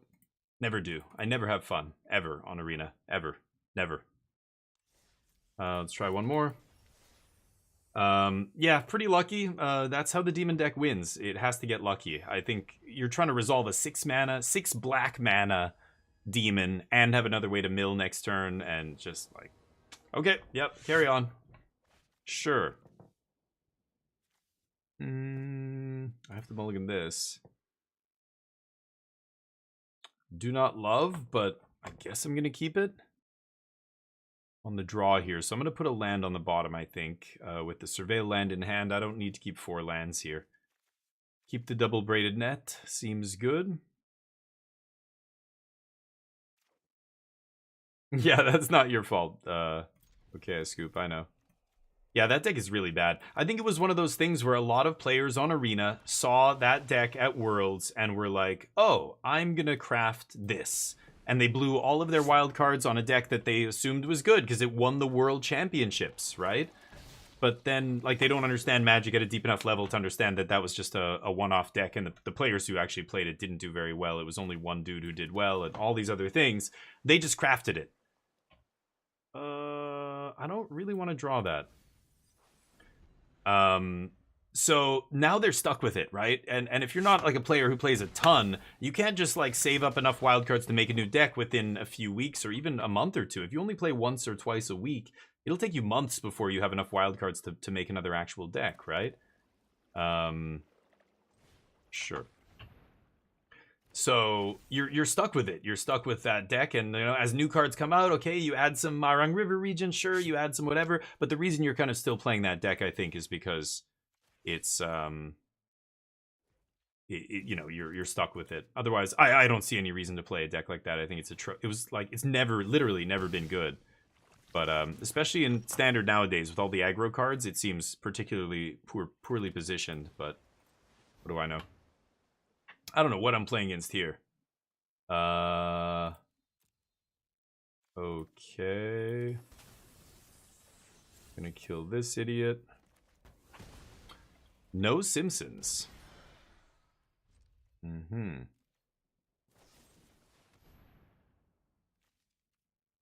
Okay.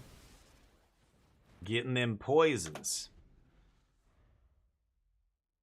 Probably going to Perilous Snare this. I would love to find a Simpson to just start blocking. Okay.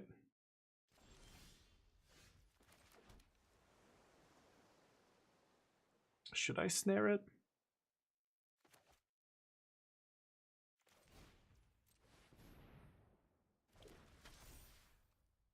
Just use nets to deal with it, right? Pass. Oops, didn't mean to auto pass.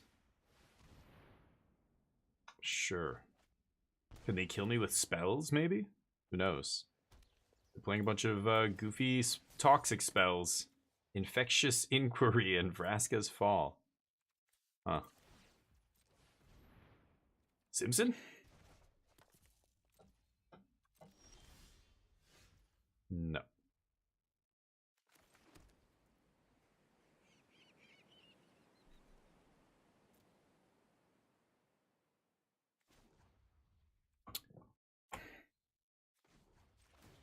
I'm only drawing 3 cards here. I'm just gonna go double Cryptic here, I think.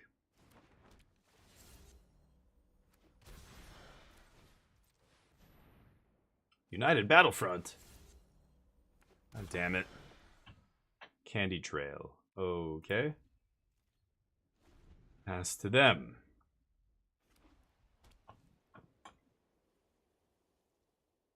They need 4 spells that do... yeah, some kind of poison damage. So Proliferate would do it. How many more? Oh, do we have combat tricks? Pump? Okay. I think that's fine. That guy down? Sure. Okay. Now I have some more creatures at least.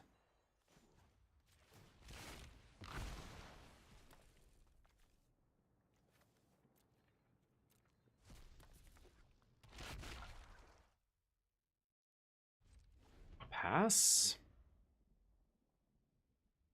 So now I'm at least drawing 5 instead of just 3.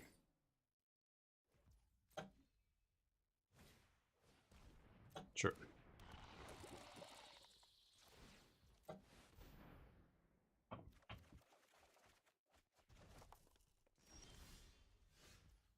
Okay.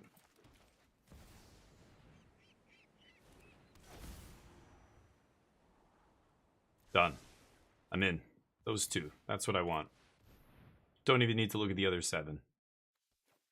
Okay.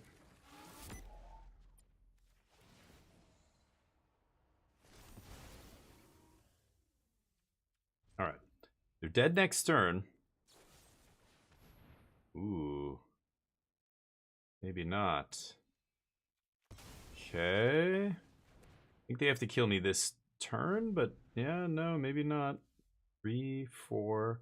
Can I get this guy to 18-18? There's a chance. Repurposing Bay. Activate. Put Simpson into play. No, I don't think I can get this guy to 18-18. Ah, sure. Never mind. So I can't kill them, but they can't kill me. I think if they could have killed me with spells, they would have. Well, let's find some more Simpsons. That's what I like.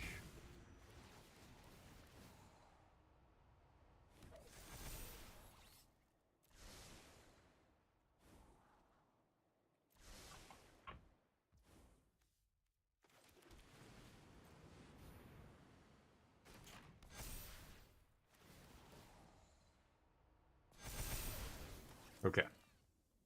Pass.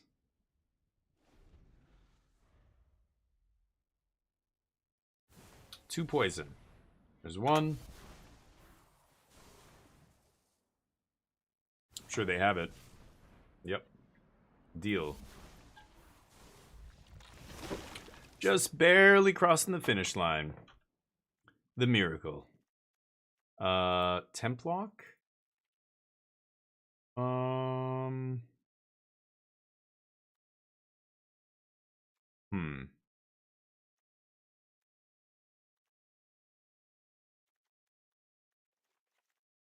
Take out Kayla's, take out Thousand Moon. I'll bring in some lockdowns. Maybe that's all I need here. We're safe now? No. If they're playing a bunch of proliferate and crap, but wow, what a pile of, 3 mana sorcery speed opponent sacks a creature, or 2 mana sorcery speed -4/-4 proliferate.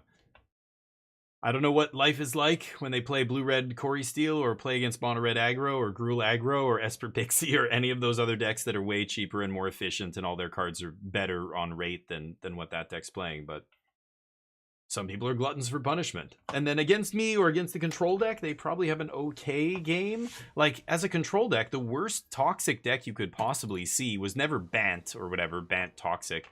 It was blue-black. Dimir Toxic, where they played like almost no creatures, just all these really shitty toxic spells, like the spells that would give you poison counters. Like, they're all really shitty on rate, right? You're paying more than what you should, or their sorcery speed when they should be instant speed. Like, their counterparts that are instant speed are much better, but you're doing it for the poison, so you're playing like just a worse version of everything. Your removal is worse, your discard, your whatever counter spells and everything, but you're hoping that it's you're able to cross the finish line. So against blue-white, a deck that gives you a lot of time, or Domain, it was actually really good. Like, against Domain, the blue-black deck was so hard to interact with because all of these little poison spells are like, the whole deck is just full of them. It doesn't matter how many you counter, they just keep drawing more of them. Okay. I'm gonna lock down here.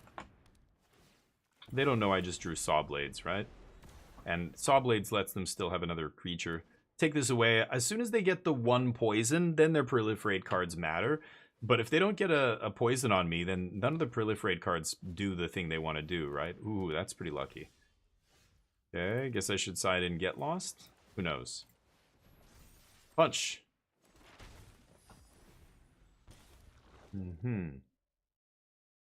Templock obviously still good against Skrelv's Hive. Yeah, like this kind of stuff. We have Stock Up, for Christ's sakes, in Standard. We have 3 mana cards that draw, that look at way more cards, right? Like, you're playing just a terrible version of all that stuff. But, should I map here? No, let's just pass. All I ever lands, so I'm going to fire up the Anchorage, even though I know it's going to die here. But get one of their cards out of their hand. Anoint? Yeah, sure. Take it. More land. All I need's a Battlefront, right? To just get right back in the game. But I need to find it soon. I'm dying. Bad card's bad. Timing. Very, very low floor on Duress. That is also not great.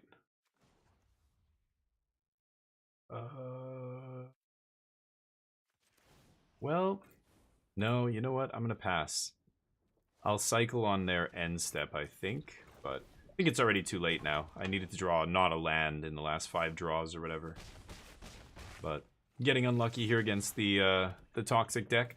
They crossed the finish line the turn before I was going to kill them with a slow draw in game 1. And then game 2, we had a really slow draw. We drew all lands here. I guess I'll put that in my hand. Could have a temp lock on top. Too slow. Too slow.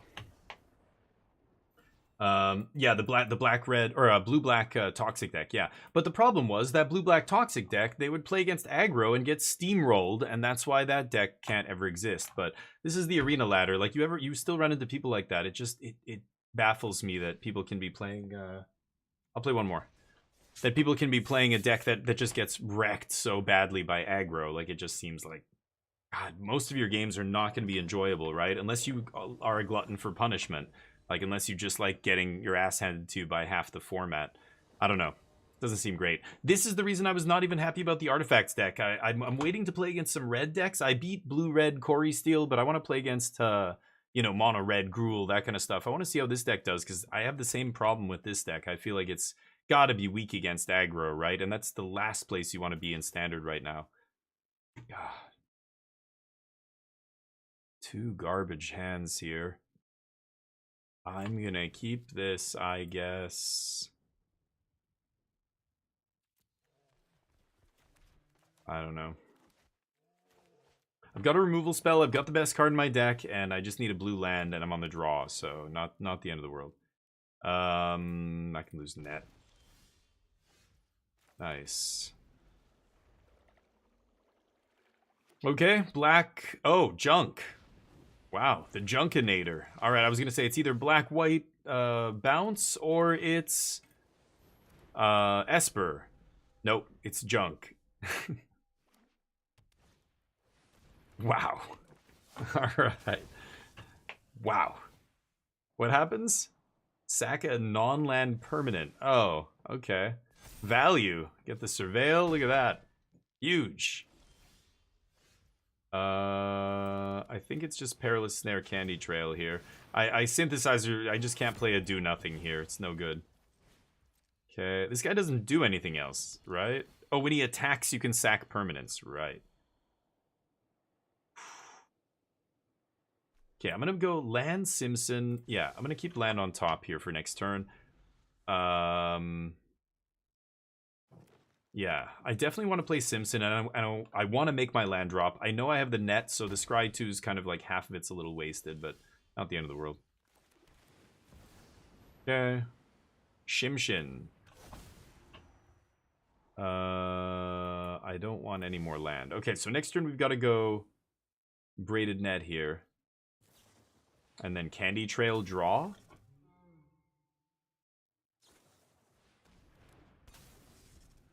Oh, to have something to sack? That's still not lethal though, right? Okay. Yeah, they're trying to build the limited deck that this guy's supposed to be in the deck for, right? The limited deck is built around this guy ideally, but I think the problem is that guy sucks. Abzan's the worst archetype in limited too. Yeah, I'm not dead here. They need something else? That's not enough. Oh, they can pump their team. No, when this guy attacks, they can pump. Yeah. Why would they play that? He can't even pump. Tap.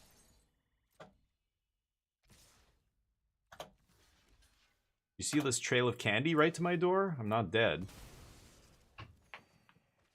Okay. Now you're in deep shit. I mean, I gotta get this down, right? I can do both, but I guess it doesn't matter. Scry 2 before Scry 1, though. Yeah, I guess so. Let's keep both.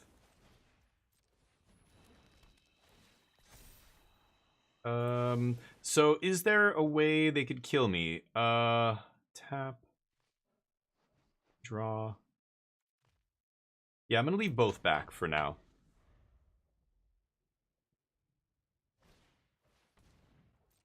Mm-hmm.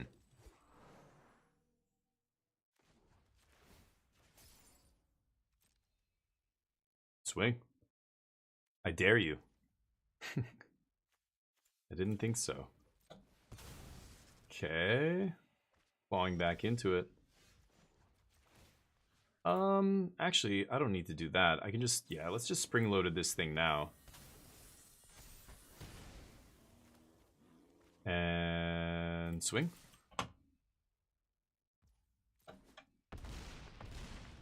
Could have done this, but yeah, my speed goes up. But I want to see if I put them dead here. With braided net, this is over, I think. Ooh, not bad. Candy Trail.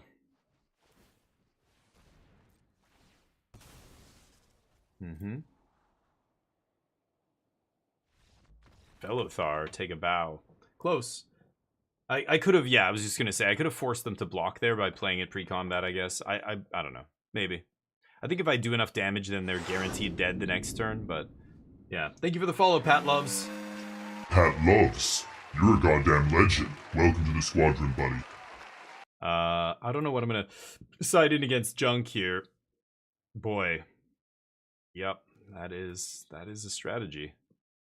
Is it just get lost, I guess? Templock, pretty good here.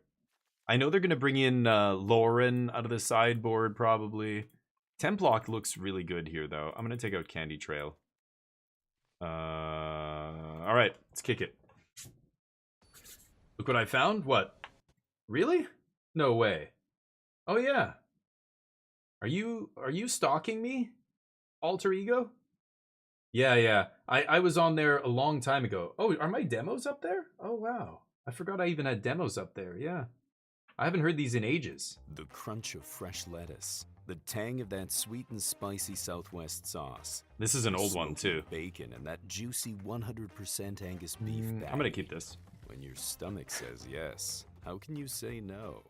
We all know there are ways we can be better, healthier, happier, more effective. Commercial demo. Gosh, wow! So, can I take it for a spin? Imagine. This E-learning. video will show you Audiobook demo. Count. Oh, yeah, the audiobook I had to redo there.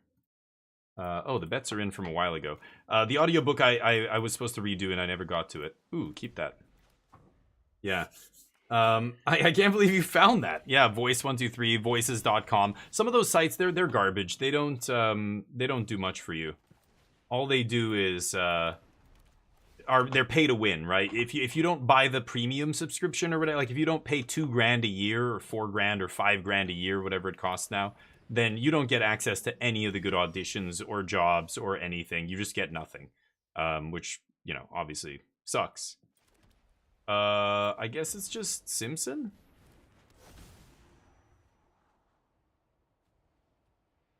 Yeah, all 3 mana artifacts? Sure. Let's do that. See if they have a disenchant here.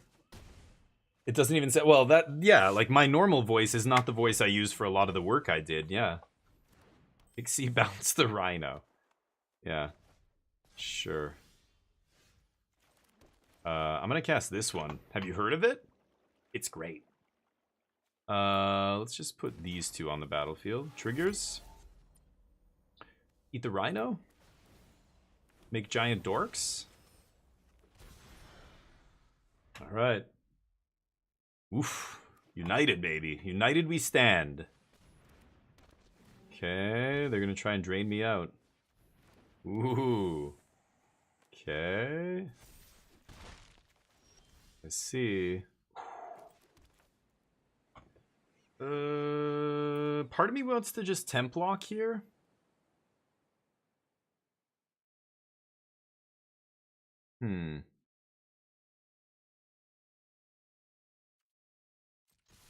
Yeah.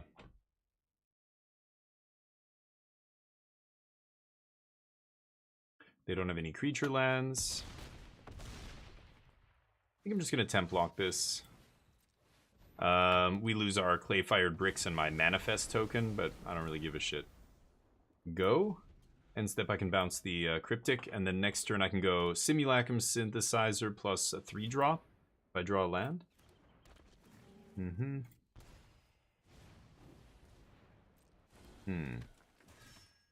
Sure. Dump your crappy hand. Deal. Okay. Tap land is awkward here. Could go Simpson. I think I'm just going to go Snare. And let's eat the Dread Knight. Untap land would have been nice. Next turn I can double spell. And they draw Llanowar Elves. And they lose the game. Alright.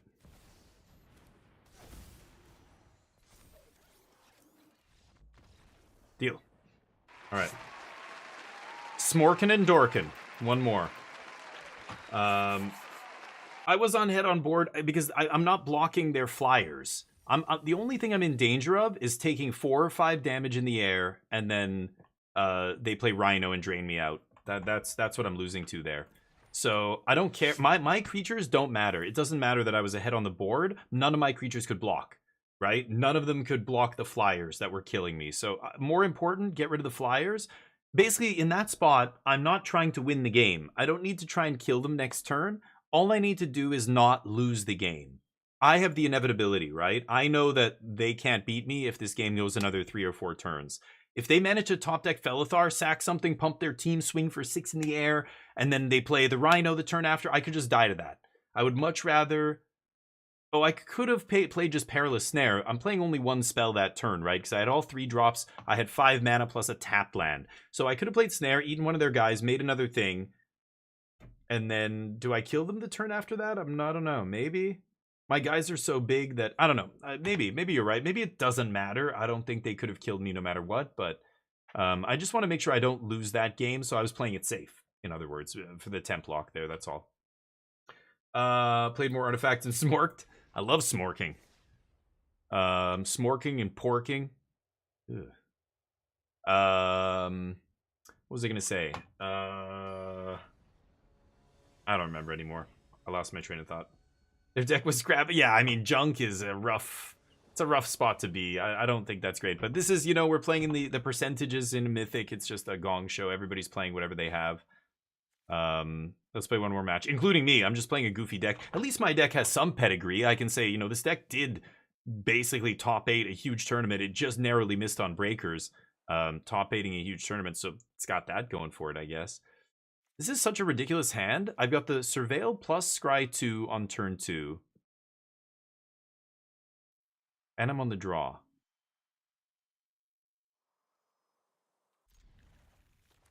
Let's try this.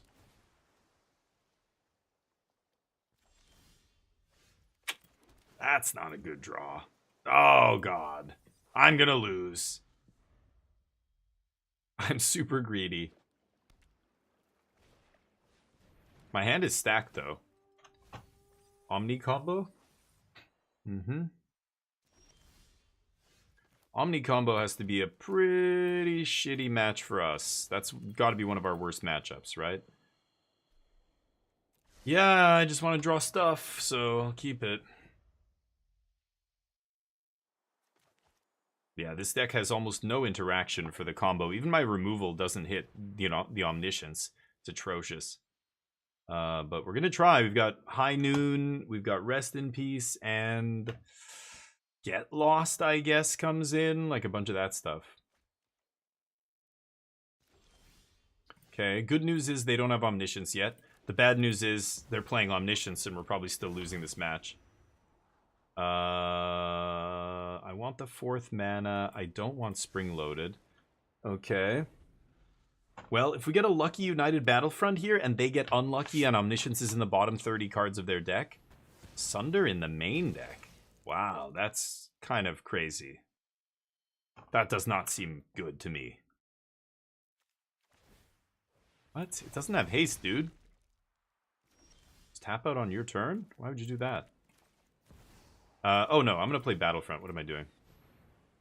Oh my god! What is happening?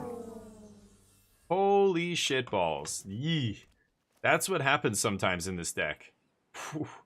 Look at the top 7. That was 1 artifact, all lands, and another Battlefront. Look at that ugly-ass art. Dear God. You wanted Pokemon, kids? They gave you Pokemon. You can do it. You can play Magic and Pokemon at the same time now.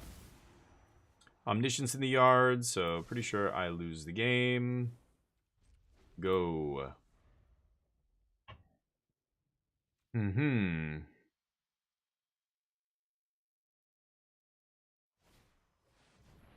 Mm-hmm. Is that it? That's it? You suck. What, that's all you can do is play Omnisciences? Pfft. Yeah, easy. I'll take all your Omnisciences. Take them all on. Nope. Still not good enough. See if they're the invasion version or the good version. Okay, 3 lands in the yard. Ah, they're the good version. Do you have the River-Regent? Yep. What else you got?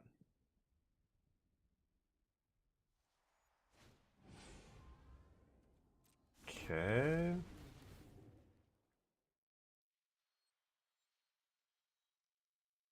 Still not enough. Yeah. Show me the second one and then I scoop. Mm-hmm.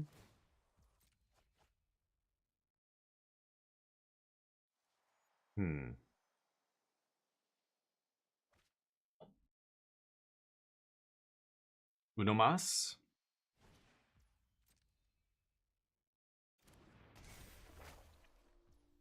Mm-hmm.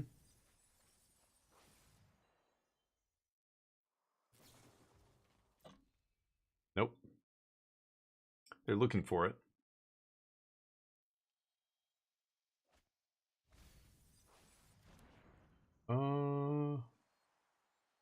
So how do I do this? I could... no, that doesn't make sense. I could just Perilous the Marang River Regent? Oh, there we go. Okay. Negate. D-Stroke. Rest in peace. High Noon. Get lost. Yikes, that's a lot of stuff. Okay. Spring Loaded comes out. Perilous is basically useless. Candy Trail sucks. Cryptic Coat.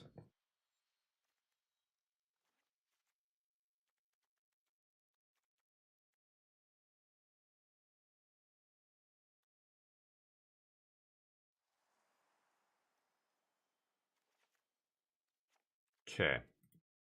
I'm gonna try and still leave in the Candy Trails to see if I can get a turn 3 Battlefront here, but let's see. 1, Marco. 1 what? I play. I keep. High Noon? See if High Noon can do some heavy lifting here. I should do this first. I think I will. Again, making the... that's fine. That would have been a High Noon, so baiting that is nice, but making the turn 3, whatever it's called, happen is priority number 1. Okay. Ooh. Okay.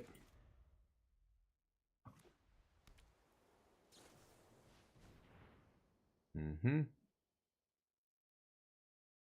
Now we get to coat with Stroke Up. and coat it and stroke it. That's what I'm going to be doing. As Battlefront off the top. Come on, man. Damn. Okay.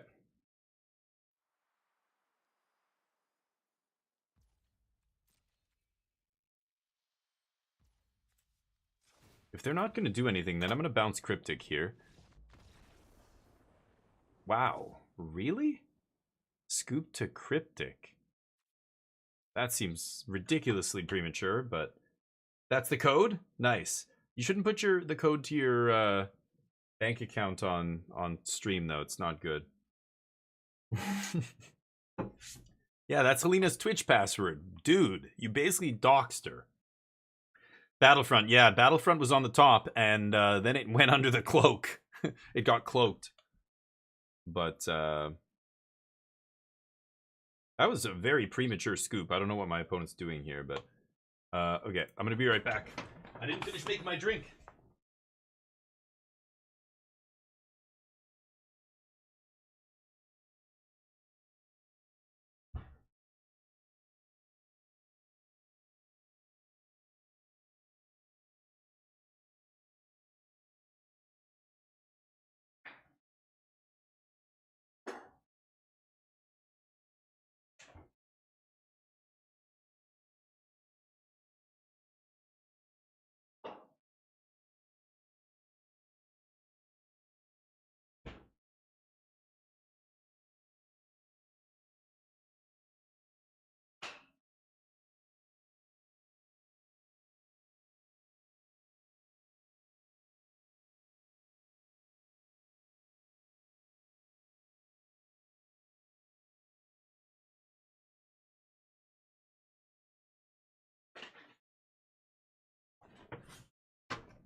They disconnect? Shocker. They conceded because of high noon. Really? Okay. They don't have any way to get that off the battlefield? You'd think they would side in Disenchant against me. I am a white deck. Any white deck you play against with Omniscience, you have to side in Disenchants because you know they're going to bring in at least Rip, if not, yeah, High Noon or Ghost, or, you know, Ghost Vacuum's another one some play. I don't know.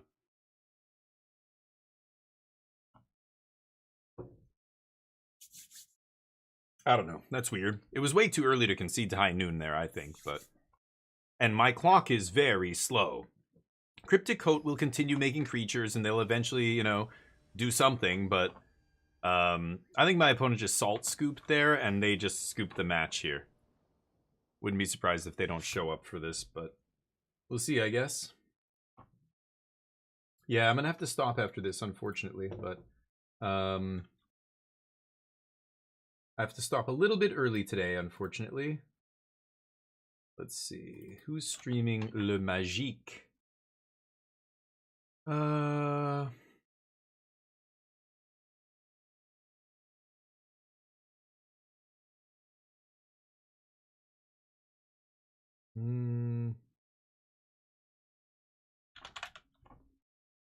see if we can find someone.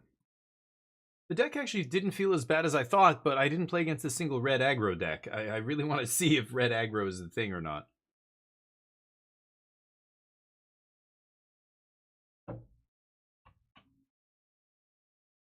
Who do we have?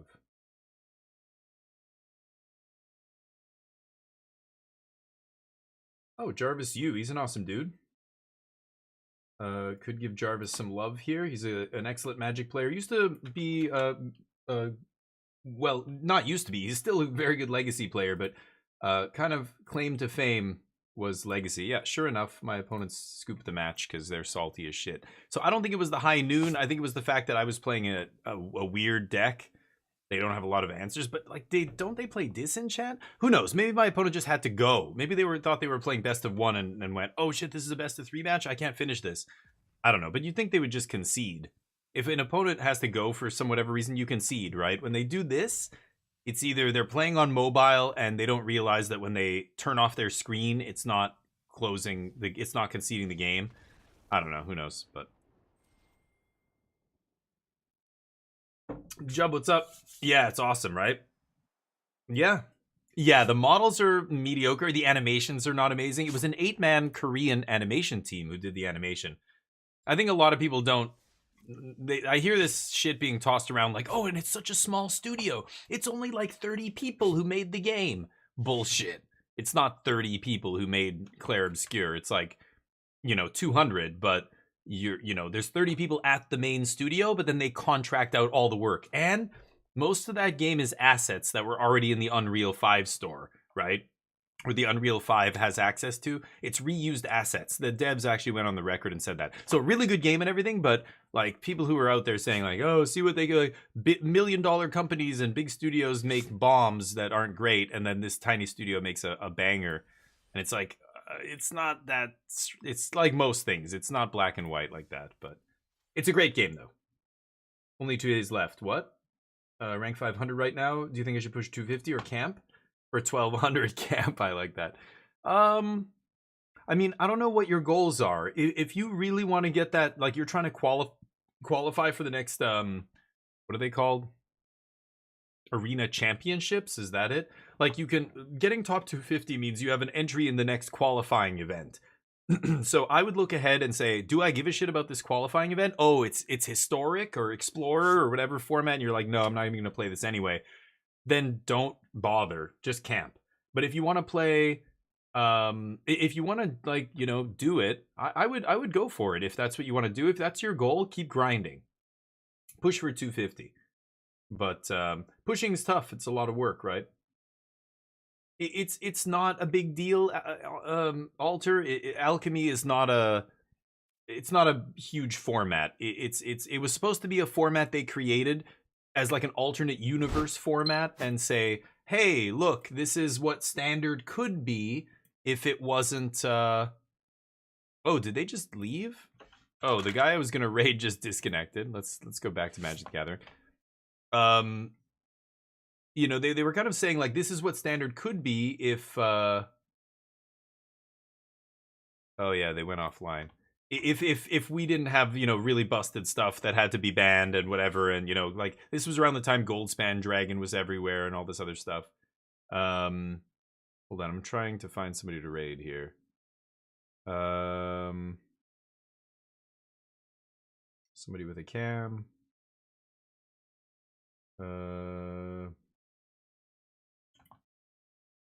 Agent Smartass? Let's give Agent Smartass some love. Give them a raid.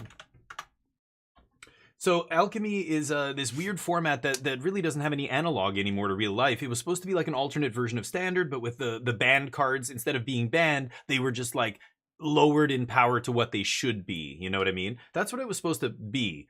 And then very quickly it started diverging. They added Lord of the Rings to it. And then they just started adding more and more alchemy cards that weren't legal in regular Standard. So it kind of became their testing ground to try like weird digital designs and things like that. So they started playing, or they started making more and more, like the heist mechanic. And a lot of these mechanics are not well tested and well thought out. So again, a good example is heist. Is totally busted and probably shouldn't ever exist, but it's Alchemy. I think it's kind of their way of just testing this stuff and seeing what works and what doesn't. But so it's a silly format. It has no real life analog. There's never any major tournaments. There's just no reason to ever play it. I think the only reason it has players playing it is because new players are guided into it. It's not great, but anyway, I got to get out of here. I'm sorry I have to cut it off early a little bit here, but let's give Agent Smartass some love. I'll be back tomorrow for more games. We're going to be playing some Clair Obscur as well as more Magic. So I'll see you there. Have a great evening. Peace.